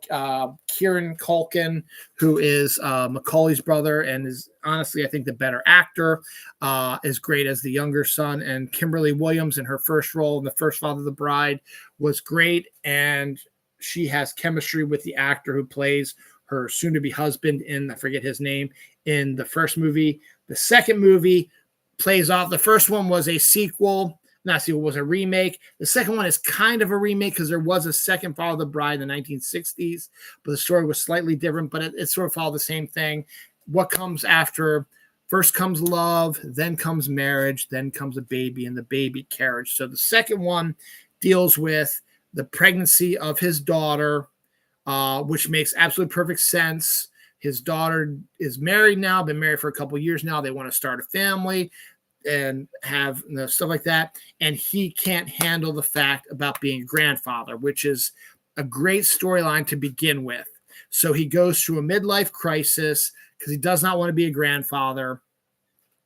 And the first half of the movie is a little hard to get through because Steve Martin's character's his descent into his midlife crisis is a little jarring to watch a little bit. And then the other aspect they had to add into that, where he gets his wife pregnant, even though they're both in their late 40s. And it can happen, absolutely, but it just doesn't seem right because they seem so much older than their late 40s that they are. But they are in their late 40s. And to have them have that aspect and to get Diane Keaton pregnant again at the same time as her daughter has definitely she's pissed at her mom for getting pregnant and taking away the attention to her, which is understandable, but then they work it out. And so Steve Martin has to work with Martin Short's character, who is great, returns in this, is better in this one than he is in the first movie. B.D. Wong pops up again as well. You can get Eugene Levy popping up as one of the bad guys, even though he's not really a bad guy. He does what he's supposed to do to move the story along, and is only in it for a very short amount of time. And so you then get the story of him, Steve Martin, having to help both his pregnant wife and daughter to try to get through a hot summer in California while his daughter's husband, his son-in-law, is off in business in like Hong Kong or whatever. So that's why she moves in with them and helps them out. He also has to deal with the fact with he's going to become a grandfather. He's going to become a father again at late 40s. And also the fact that his daughter has got a better job offer on the East Coast, and she's going to take it. So now she's going to be away from him also. So it's a whole big thing, and it makes the story that much more interesting. This group of Father of the Bride is fantastic. And then what I love even more is during COVID 2020, which was at that time, 20 some years later, you get to see what their newborn daughter looks like. Steve Martin and Diane Keaton's daughter, because they have a daughter. And she's played by Florence Pugh. Now, in 2020, they did not make a movie because people were still doing the Zoom stuff and people were like that. But they wanted to do, and they wanted to have entertainment for people who were stuck at home and stuff like that. So they made a Follow the Bride Part 3, which is like a 10, 15-minute Zoom call with all the characters in it. And the focus is Kieran Culkin's character is getting married. And wants to announce it to his family, but because COVID's happening, that's the only way he can do it is through the Zoom stuff. His soon-to-be father-in-law is played by Robert De Niro, which is outstanding. He's marrying a black woman, which is great to have an interracial couple. That's fantastic. You get Florence Pugh as the daughter of Steve Martin and Diane Keaton and the sister of Kimberly Williams and Kieran Culkin. She's fantastic. You get some musician, I don't know who he is, as the son of Kimberly Williams and her husband. And him and Florence Pugh's character have a close relationship because they were both born on the same day, and they call each other they're not real twins, but they're birthday twins, something like that. But they're close like that, so that's kind of cool. So this 15-minute, 20-minute Zoom bit was phenomenal, and I wish they would make it into a movie. It was my first experience with Florence Pugh and how great she is, and I'm glad to see that. Number 23, Godzilla King of the Monsters. Back in 2014, they reintroduced Godzilla to American audiences via American Film Company.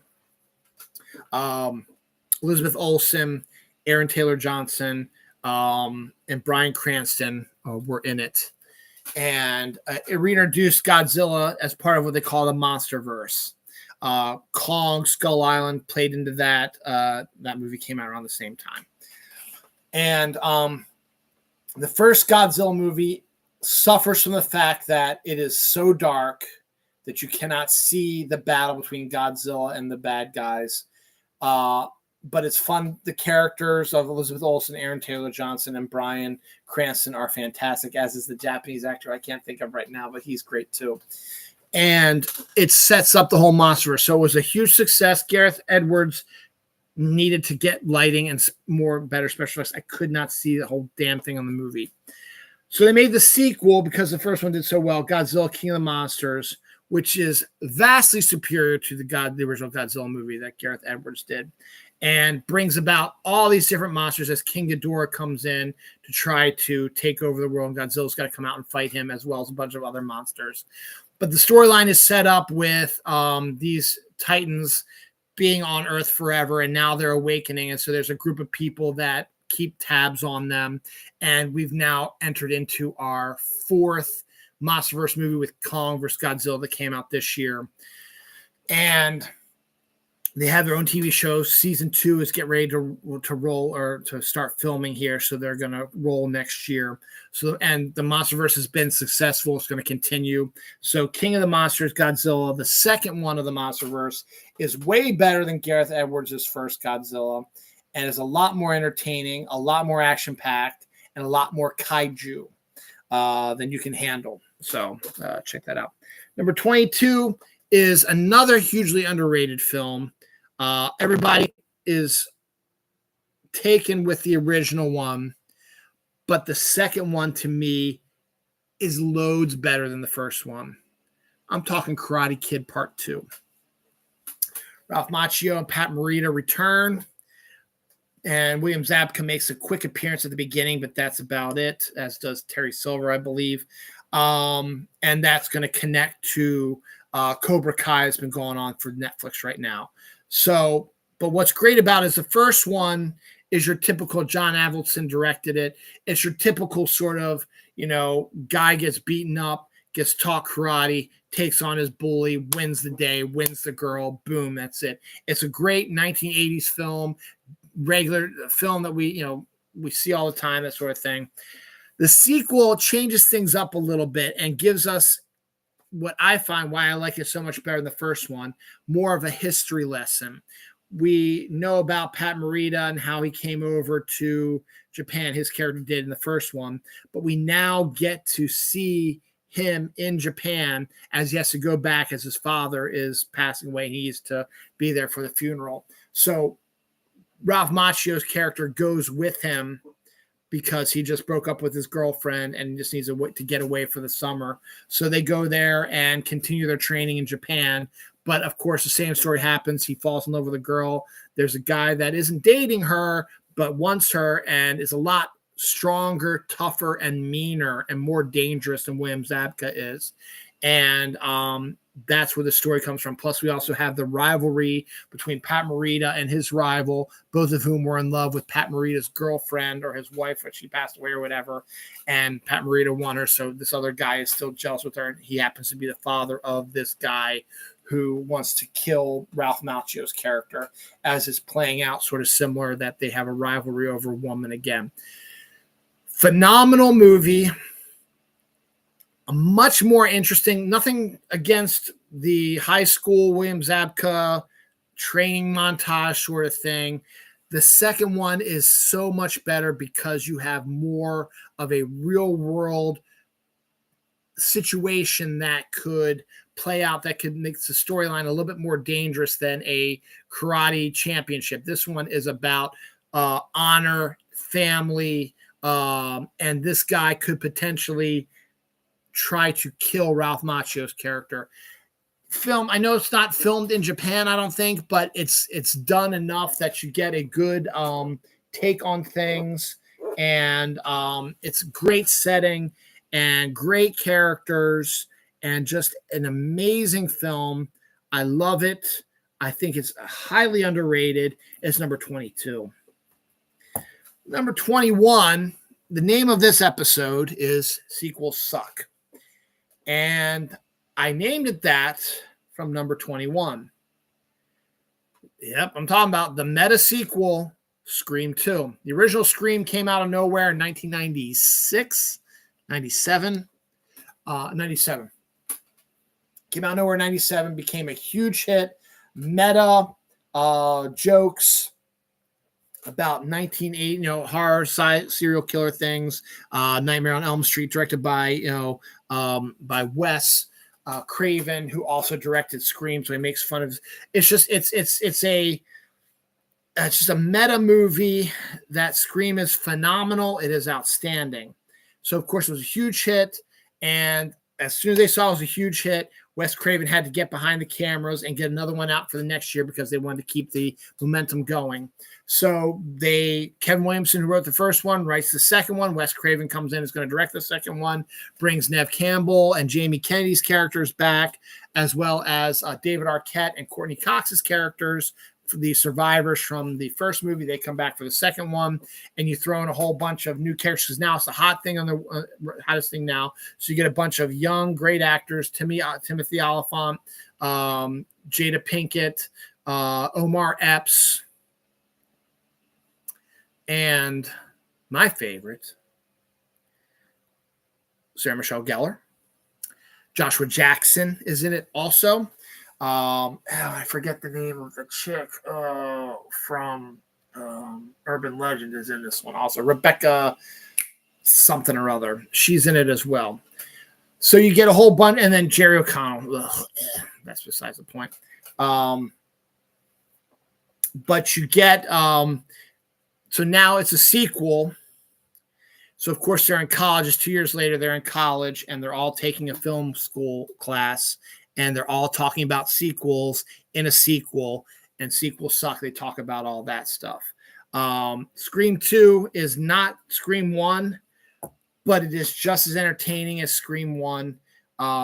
It's got a little bit of a different spin on some things, but it also stays true to what you expect from a Scream movie and makes it entertaining and fun.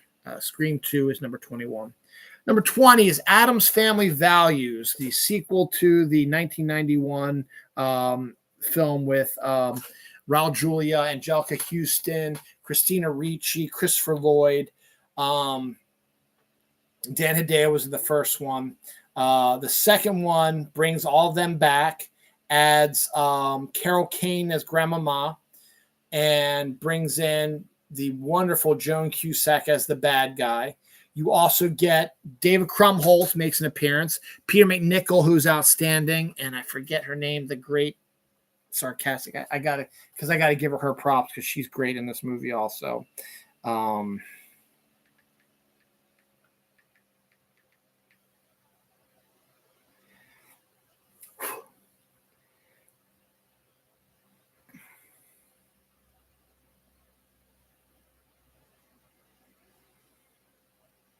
Christina Baranski, yep. Nathan Lane also makes an appearance. Dana Ivey pops up. Cynthia Nixon, Sam McMurray.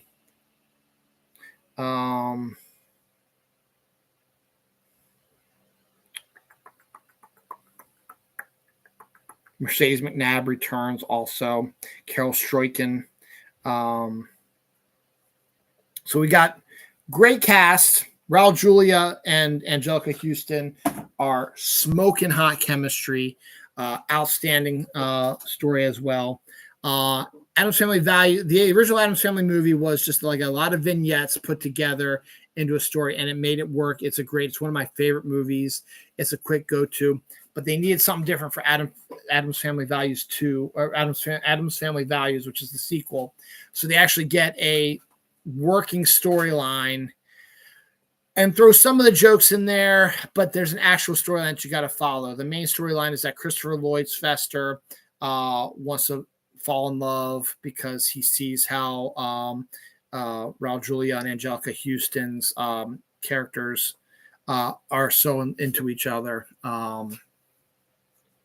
So he goes on a dating site and discovers a woman that he's interested in, who turns out that we don't know this until later, that she's a serial killer who she finds rich husbands, marries them, and then kills them and takes their money, and then spends the money like water. Oh yeah, and Tony Shalhoub's in it as well. Takes their money and spends it, and then moves on to the next man. Changes her identity, changes everything. So Fester is rich. And so she ends up getting together with him, and they end up getting married, and then she takes him away from his family because his family has a strength. She forces them to send the children to a summer camp for rich kids, and that they can't handle, and they meet Dave Krumholtz there as well, and they make it her Christina Ricci's Wednesday, Jim Workman's Pugsley, and Dave Krumholtz's character take on Peter McNichol and, oh my god, I just lost her name too, Christine Baranski's characters and Mercedes McNabb's characters. The camp episodes are the best. David Hyde Pierce makes an appearance in it as well. So Gomez and Morticia are fantastic. It continues the great Addams Family movies. The sequel is just as good, has a better story. The camp stuff is funny. The Thanksgiving play is one of the funniest scenes you're ever going to see in a movie. It does get a little slow and it bits in the middle a little bit, but you got to love Joan Cusack as the bad guy. You got to love Christopher Lloyd. You got to love this cast. And that's how we are. Number 19, we have Patriot Games. Again, it's a second movie in a series. First one was Hunt for October, based on a Tom Clancy bestseller, and had a great cast in that. It is Adam Baldwin. No, it's not Adam. It's Alec Baldwin played Jack Ryan, was fantastic in The Hunt for October. But when it came time to make the second, actually it's the third book in the Jack Ryan series, Patriot Games, into a movie because of the popularity of The Hunt for October, Alec could not do it because he was contracted to do Cat on a Hot Tin Roof with My Aunt Jessica on Broadway, so he could not do it. But they wanted to get the movie out there, so they recast the role and picked up Harrison Ford. And is Bonnie Bedelia in that one also? Does she play his wife? Or is that Regarding Henry? No, this is someone else who plays his wife. Bonnie Bedelia plays his wife and not Regarding Henry. And presumed innocent. Patriot.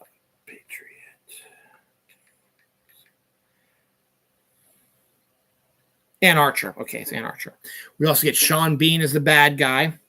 Samuel L. Jackson makes a quick appearance of that. Thor Birch, Polly Walker, James Earl Jones, Patrick Bergen, James Fox, Richard Harris, Dumbledore, in there as well. And it's a great storyline, and I thought Alec Baldwin did a wonderful job, and I wish I really kind of wanted to see him in the role of Jack Ryan forever. Harrison Ford does a decent job because it's Harrison Ford, but it's a little bit different than what we're used to with Alec Baldwin. He's a lot older and stuff like that. But this was about the IRA. Jack Ryan saves a member of the British royalty from getting assassinated by the IRA, and in the process kills one of the IRA terrorists' brothers. So the IRA terrorist, played by Sean Bean, wants to get revenge on Jack Ryan's family, so attacks him personally. Filmed partially in Maryland, because it takes place in Maryland. And great finale. Philip Noyce does a great job. Great finale in the house. Great shot of Samuel L. Jackson with his gun ready and a slow panning moving. It's fantastic. Patriot Games is great. And it's followed by Clear and Present Danger, which is just as good also, which we'll talk about, I think, in the 1994 movies as well. Number 18 finds X-Men 2. We're in our mutant phase here for the next couple ones. X-Men 2 is number 18. The original X-Men was a fun movie. It was the first time we'd ever seen the X-Men in movie theaters. It was the first superhero movie after Blade to get a lot of attention, made a lot of money. Spider-Man came out a year later with Tobey Maguire. And we got Hugh Jackman for the first time ever as Wolverine. Pretty good casting going on like that. Ian McKellen as Magneto, and Patrick Stewart as Professor X, which was Patrick Stewart's Professor X was fan casting. They love that. And getting Ian McKellen as Magneto is great. It started a major friendship between Ian McKellen and Patrick Stewart in that movie that still exists to this day. That's 24 years, if not more than that, but at least 24 years now they've had this friendship going on, and it's from this movie. So they made the sequel because they had to. Why not? The first one did so well, and they decided to focus more on the great Chris Claremont graphic novel, God Loves, Man Kills. So they take that storyline and change up a little bit and put it into the X-Men movie. You get an introduction to Nightcrawler, who was done fairly well. I kind of like that, and a few other New Mutants here and there. And it's a little bit more of an intense film.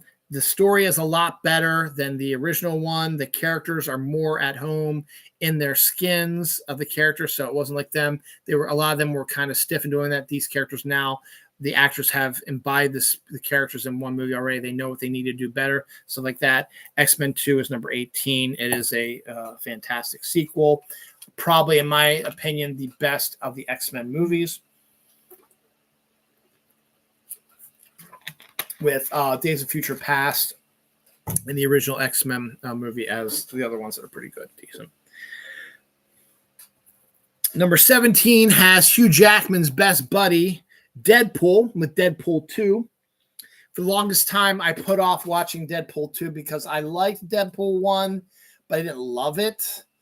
But as I was seeing the stuff leading up to Deadpool Wolverine, I said, I need to see Deadpool 2 before I see Deadpool Wolverine. And plus, I'd seen a lot of stuff because Ryan Reynolds decided to re-release Deadpool 2 as Once Upon a Deadpool and had a different framing sequence where Deadpool kidnapped Fred Savage and they reprised the roles of the Princess Bride and did more of a PG-13 version of Deadpool, cutting back and forth between the Fred Savage and Deadpool storyline. But when I sat down and actually watched the original Deadpool 2 without the Fred Savage stuff, I was pleasantly surprised about how much I liked it. I like it actually a little bit more than I like the first one. I like Cable. I like Domino. I like the X-Force sequence was hilarious. I thought the storyline was a little bit more interesting. I was not a fan that Monica Baracus died early on in the movie because I thought her and Ryan had good chemistry in the first one. And then the mid-credit sequences with Deadpool going back in time and killing all his old versions, and Ryan Reynolds himself was freaking hilarious. It's funny. It's a Deadpool movie. Deadpool Wolverine is not a Deadpool movie-ish, but this is like the last real kind of Deadpool movie, but I already had the discussion before. Deadpool 2 is number 17. Number 16, we find Deadpool in the comics, his best buddy, Spider-Man, in Tobey Maguire's Spider-Man 2, which I think is the best of the Tobey Maguire Spider-Mans. I think the best Spider-Man movie is still out of No Way Home, with the Tobey and Andrew working together with Tom Holland and all the villains like that. I think that one's still the best Spider-Man movie there is. But number 2 is a very close second with Alfred Molina's Dr. Octopus. Is a much more interesting character. Well, I wouldn't say much more interesting because I like the Green Goblin in the first one.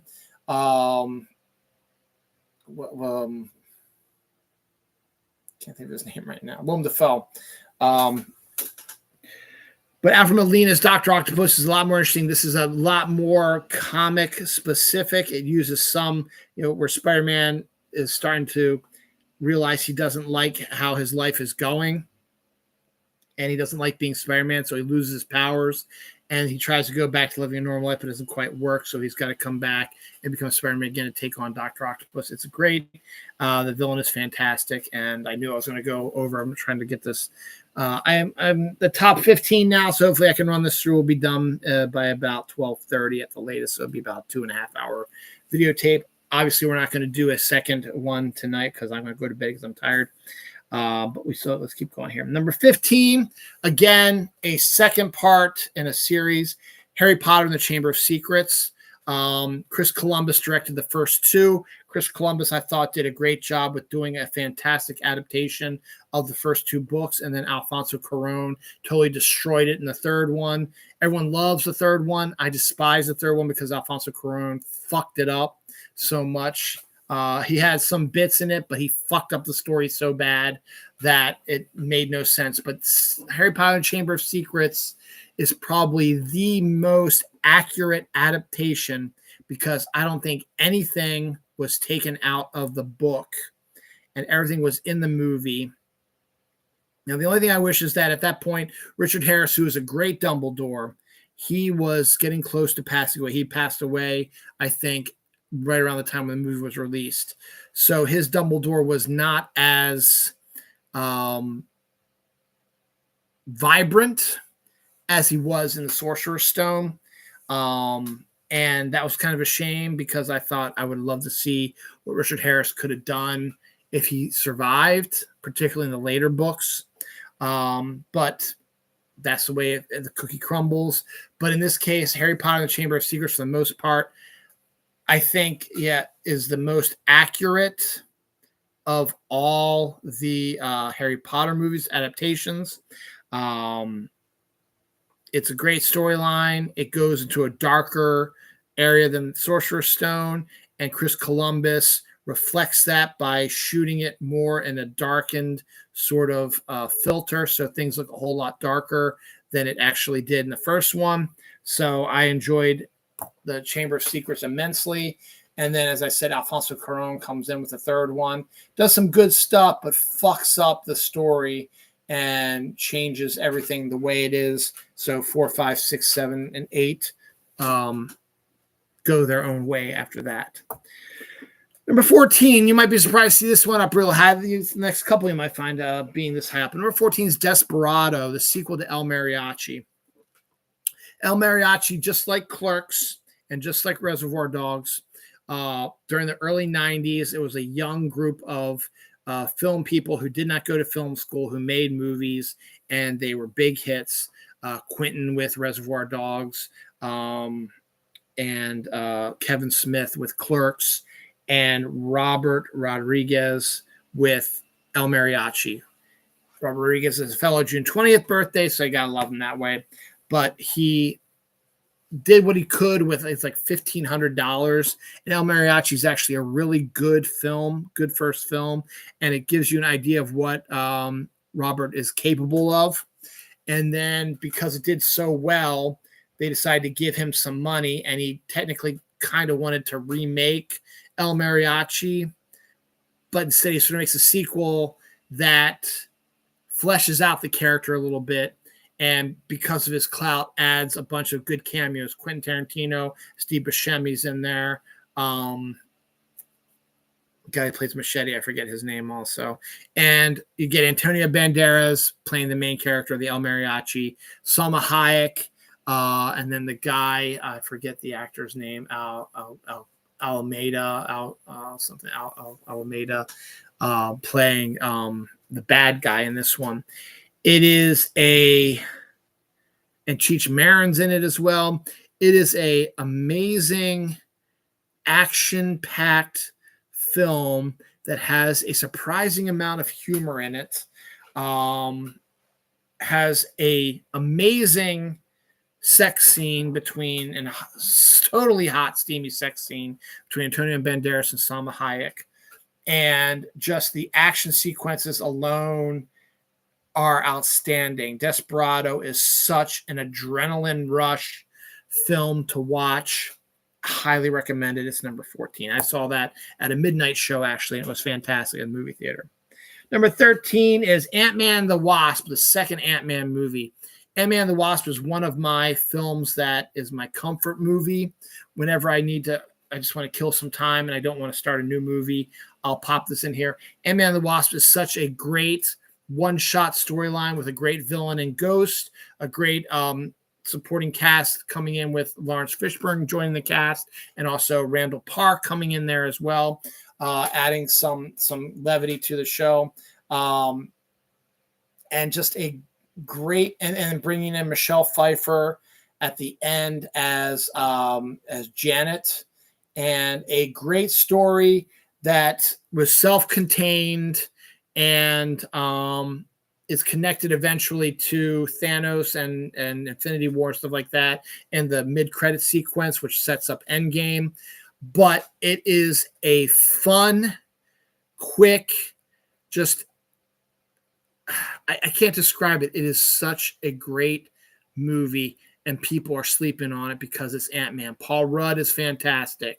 And he and I forget the actor's name who plays the Wasp. They have good chemistry, and she does a whole lot more than she does in the third one. Michael Douglas is always great as that. And to add Michelle Pfeiffer to the mix is great too. Good special effects. You've got Walton Goggins as a bad guy also, who's great. Ghost is a fantastic villain. Lawrence Fishburne's character is great. It is an amazing movie, a lot of fun, and I kind of want to watch it again. Ant-Man and the Wasp is number 13. You should watch it too. This is going to surprise a lot of people. Number 12 is Godfather Part 2. I thought a lot of people probably thought it'd be closer down the bottom. I think Godfather is better than Godfather Part 2. They're both good. I just like the Godfather better. Godfather Part 2 just drags on a little bit too long for me. Still excellent, still a great movie.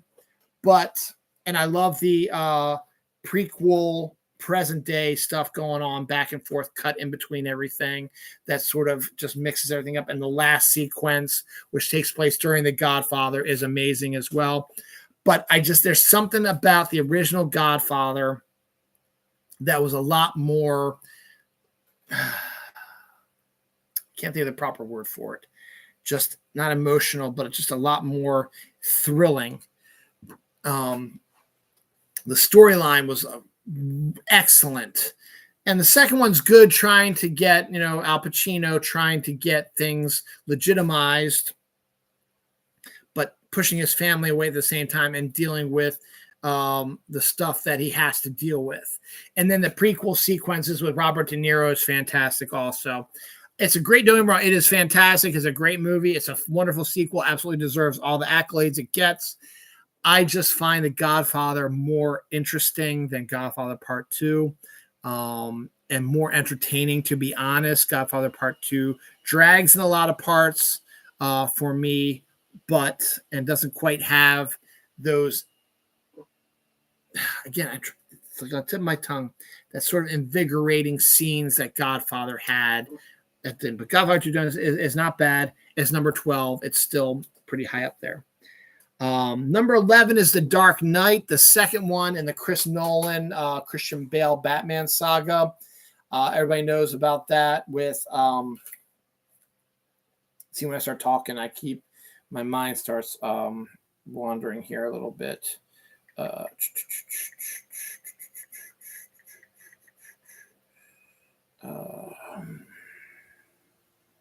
Heath Ledger's Joker, Academy Award winning Joker, joins the cast. Aaron Eckhart comes in as Harvey Dent, joins the cast as well with that.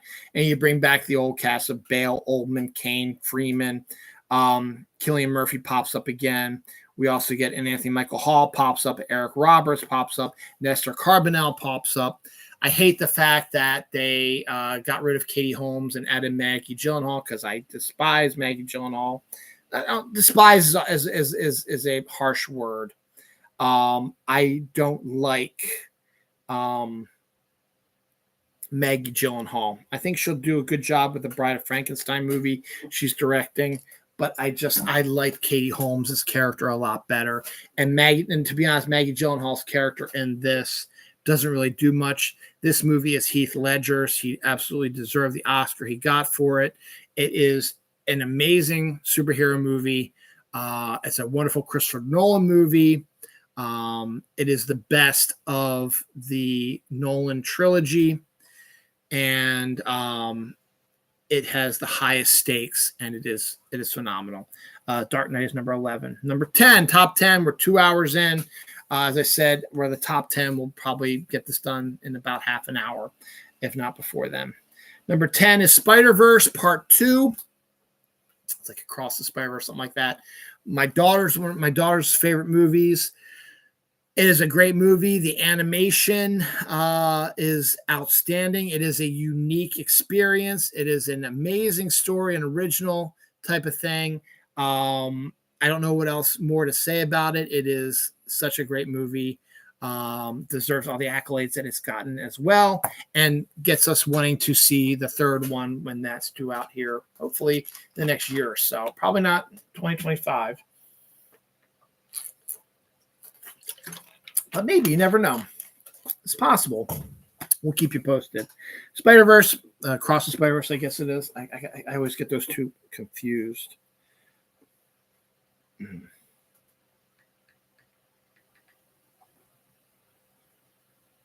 Yeah, Across the Spider-Verse. Yeah, okay.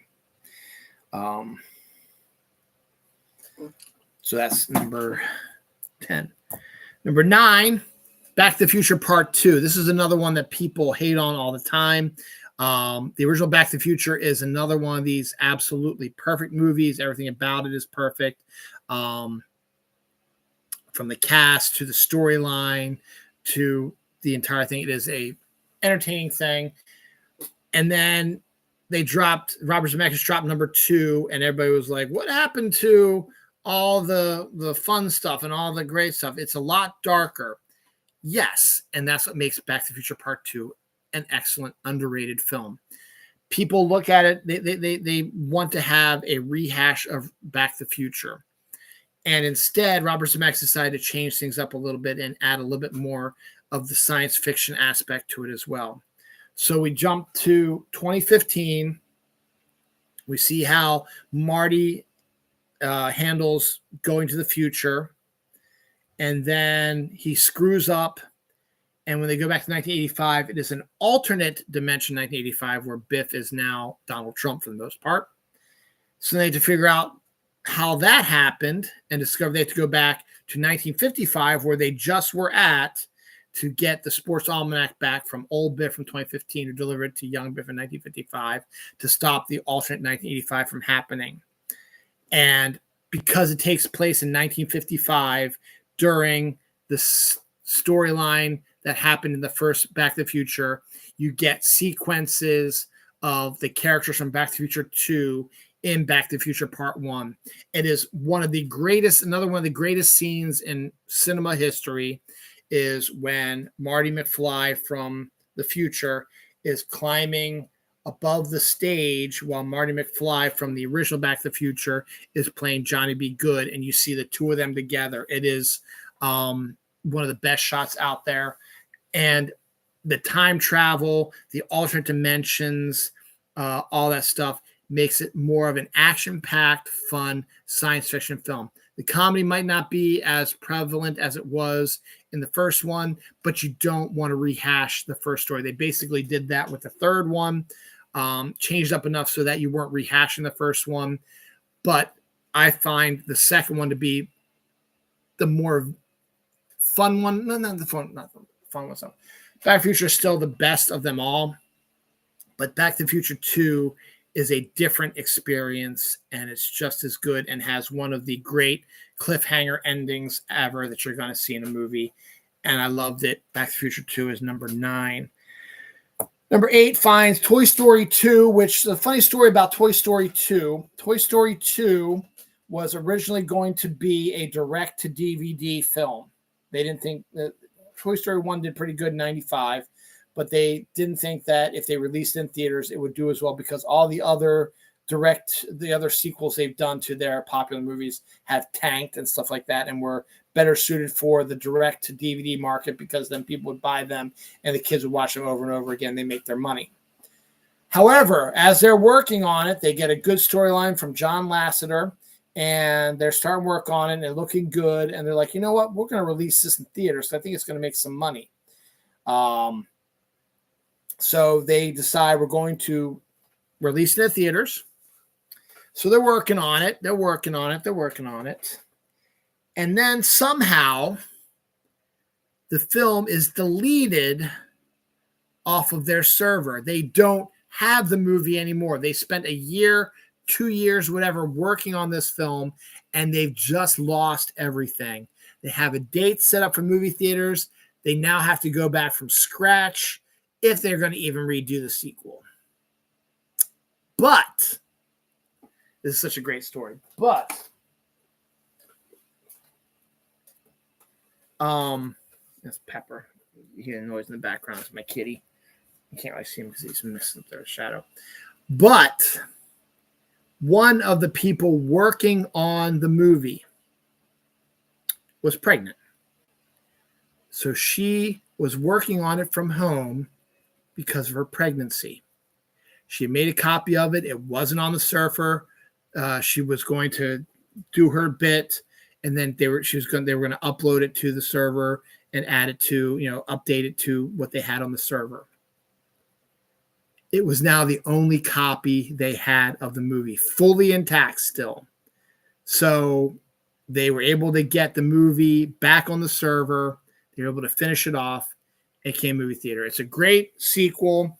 It's great to see after the first one where they were Buzz and Woody were at antagonists to each other, how they work together now as friends, and also how the script is flipped a little bit where Woody is now the star and Buzz isn't, but there's a catch to that. And again, there's a Star Wars aspect to it. Toy Story 2 is a great movie. A lot of fun. Did it come out in 99 also? Yep, came out in 99 also. Great movie. So it has that Star Wars thing because of Phantom Menace as well. Just like The Spy Who Shagged Me. Made a ton of money and was such a good story. And you even got Joan Cusack, who I absolutely love, and Kelsey Grammer adding their voices to it and getting new toys. It's great. It's a great movie. It's a great sequel to the original. May even say it could be better than the original because I like when they are working together more than when they're at odds. To be fair, Toy Story 3 is still my favorite of all of them. Number 7 is another Pixar sequel. This one's Incredibles 2. This one took forever to come out, but they need to get Brad Bird had to get the right story for it, and I think he succeeded for the most part. It came out about 10 some years after the original one. Got the cast back together and came up with a really interesting storyline where, again, things are flipped where the female mom is now going to be the hero and the dad has to be a stay-at-home dad, and they don't know how to work that. And the baby's powers are coming together. The bit where he takes on the raccoon is outstanding. And then the bit where Mr. Incredible takes him to the costume designer and she has a blast with him is another great sequence in there. Incredibles 2, outstanding. Loved it. Fantastic. Number 6 is going to surprise a lot of people also because the original movie is so good. It's a classic. It just celebrated its 40th anniversary. Well, we'll be celebrating its 40th anniversary in December. And it made a huge star out of its lead. I'm talking Beverly Hills Cop 2. Beverly Hills Cop, the original one, is one of the best movies of all time, best action comedies of all time. Eddie Murphy as a star, that made him a huge star. Box office $20 million man sort of thing. So it was only a matter of time that they had to come up with a sequel. But how can you do kind of a sequel because it's a fish out of water story? They had to come up with a great storyline. So who they get? They get Tony Scott to direct it. Tony Scott had just directed Top Gun. Not my favorite movies I talked about earlier in the show, but is still a hugely popular movie. Brother of Ridley Scott, is a great action film director and went on to continue doing great action films till he passed away recently.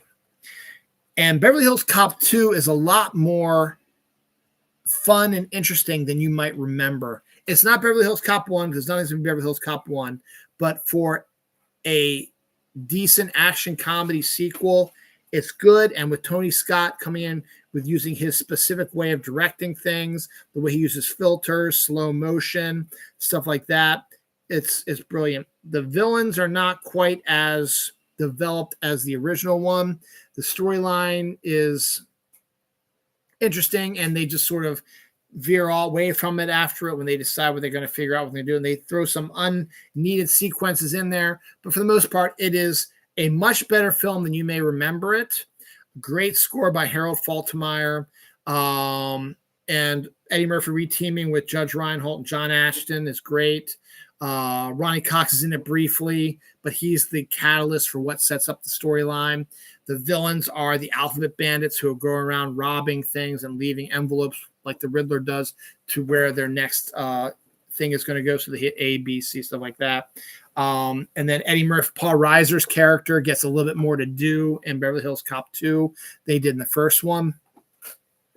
And it's a bit more, as I said, the filters, the way it's shot is a lot more action-y oriented, but you still have your comedy bits.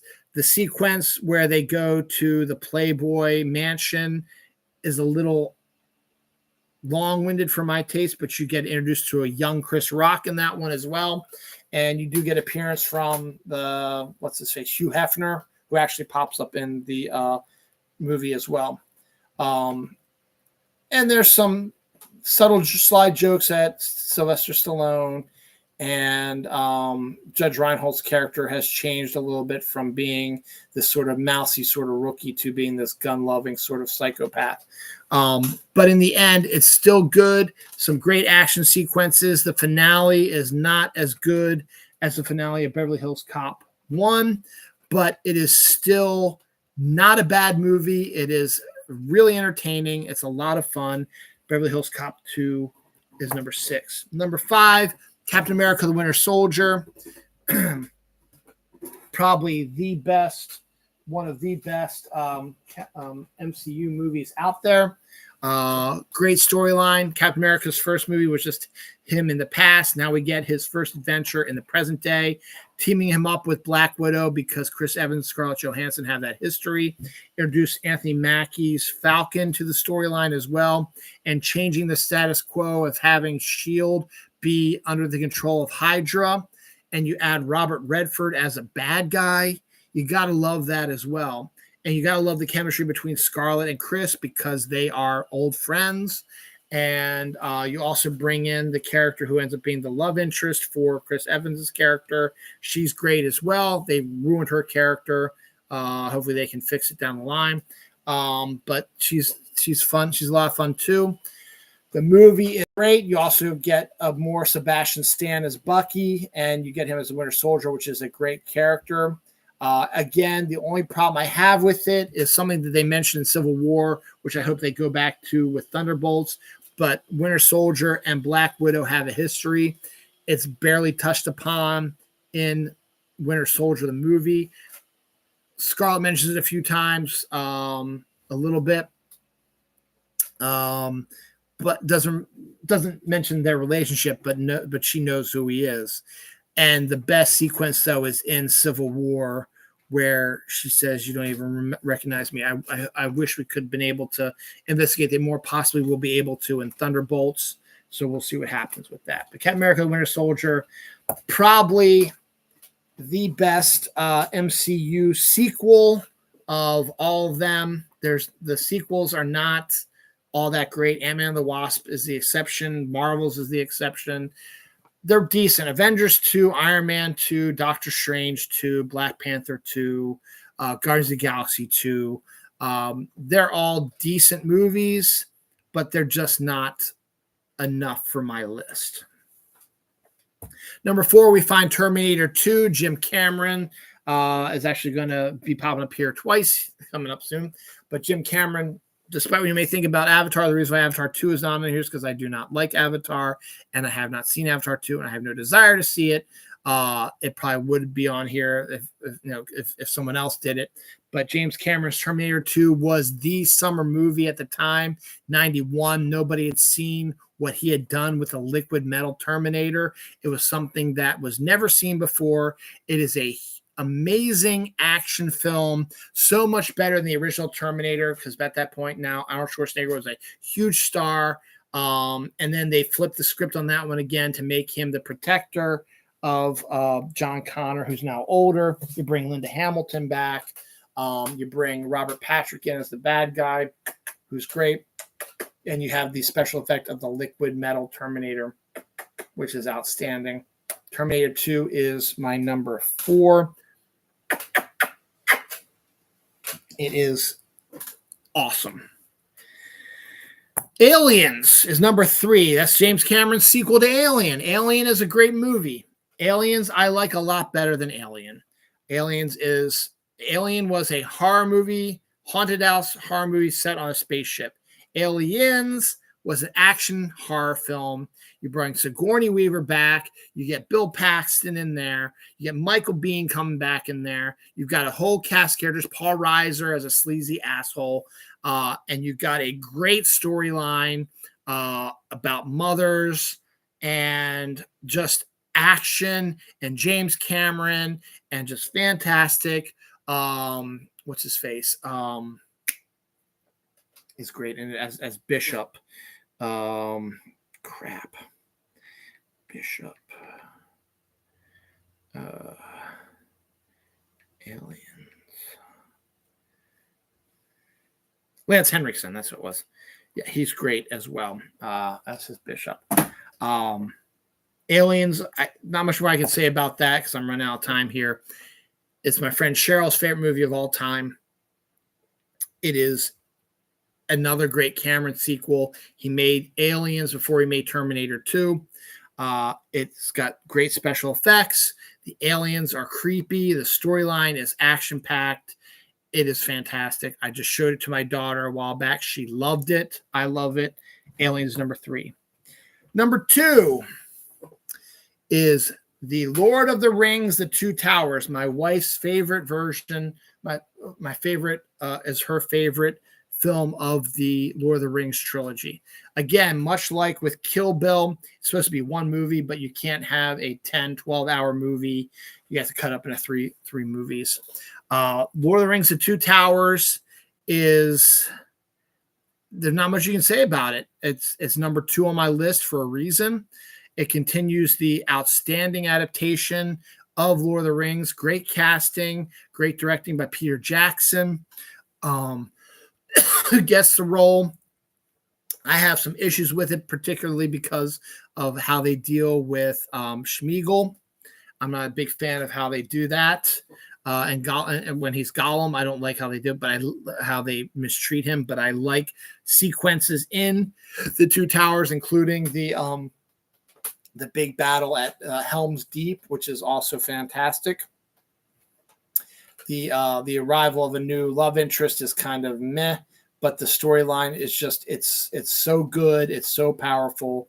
And the fact that the Fellowship has broken up is kind of another reason why I don't like it as much. Fellowship is still my favorite of the three because you get the group together and you see them together, whereas in the Two Towers, they all separate. But you need to have it happen. Don't get me wrong, it is still is number 2 on my list. It is outstanding. It is a great movie.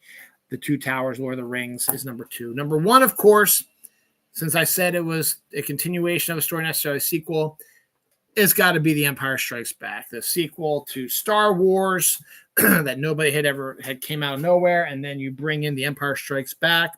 You change up the script with that, making the bad guys win almost all the battles. The surprise of Darth Vader being Luke Skywalker's father, the introduction of Lando Calrissian and Yoda, Hoth, Dagobah, Cloud City, the separation of the characters so they're not together. It is the best sequel, if you want to call it a sequel. As I said, I consider it sequels and continuations of a story. It's the same characters, continuation of story. It is basically a sequel, even though it is not Star Wars 2. It is Empire Strikes Back. It is my number 1 sequel of all time. And that's the first episode of the List Show. 2 hours and 20 minutes, about average for a 50 list one. My next couple aren't as many. The next one I want to do is probably the top 25 films from 1999. So that should only take about half as much time. So it's 2 hours, 20 minutes. Just take about an hour and 10 minutes to do that one. I'm going to do the 30 movies of 1994. I want to do the 40 movies of 1980. No, did I do 40 movies of 1984? That might be a long one if I actually did do that. I don't know if I did that or not. The 35 movies, I don't think I did the 49. I didn't do 40 of 1984 because there's not enough movies for me to cover. I did 35 of 1989, 30 of 1994, 25 of 1999, 20 of 2004, and 10 of 2014. So I've got all those lists ready to roll. I thought I'd be able to try to get both of them out today. It's 12:32 a.m. This is 2 hours and 21 minutes now. Ain't going to happen. I'm not going to do it. I might do another one tomorrow. But I had to do this one to start off sequels. It's a sequel to my list show that I used to do with Jerry Fletcher, so I figured it'd be that way. So thank you for watching the debut episode of the List Show. Tomorrow I may do another one of these shows, the List Show, one of the smaller ones. I will be doing probably my Dylan Knows show, my episode 567, probably later on Saturday night or on Sunday. We'll see how things go. And my next interviews with myself will probably be my fall movie preview, which will be around Labor Day. So we got some stuff coming up here. You'll see a lot more List Show stuff. And as always, I do my weekly show. So you're going to see that all the time. I'm going to try and nail this at 222 because why not? Sequels suck. And I'm going to try to see if I can nail this. If I can't nail it, it's not going to be the end of the world. Thanks for watching. Bye-bye.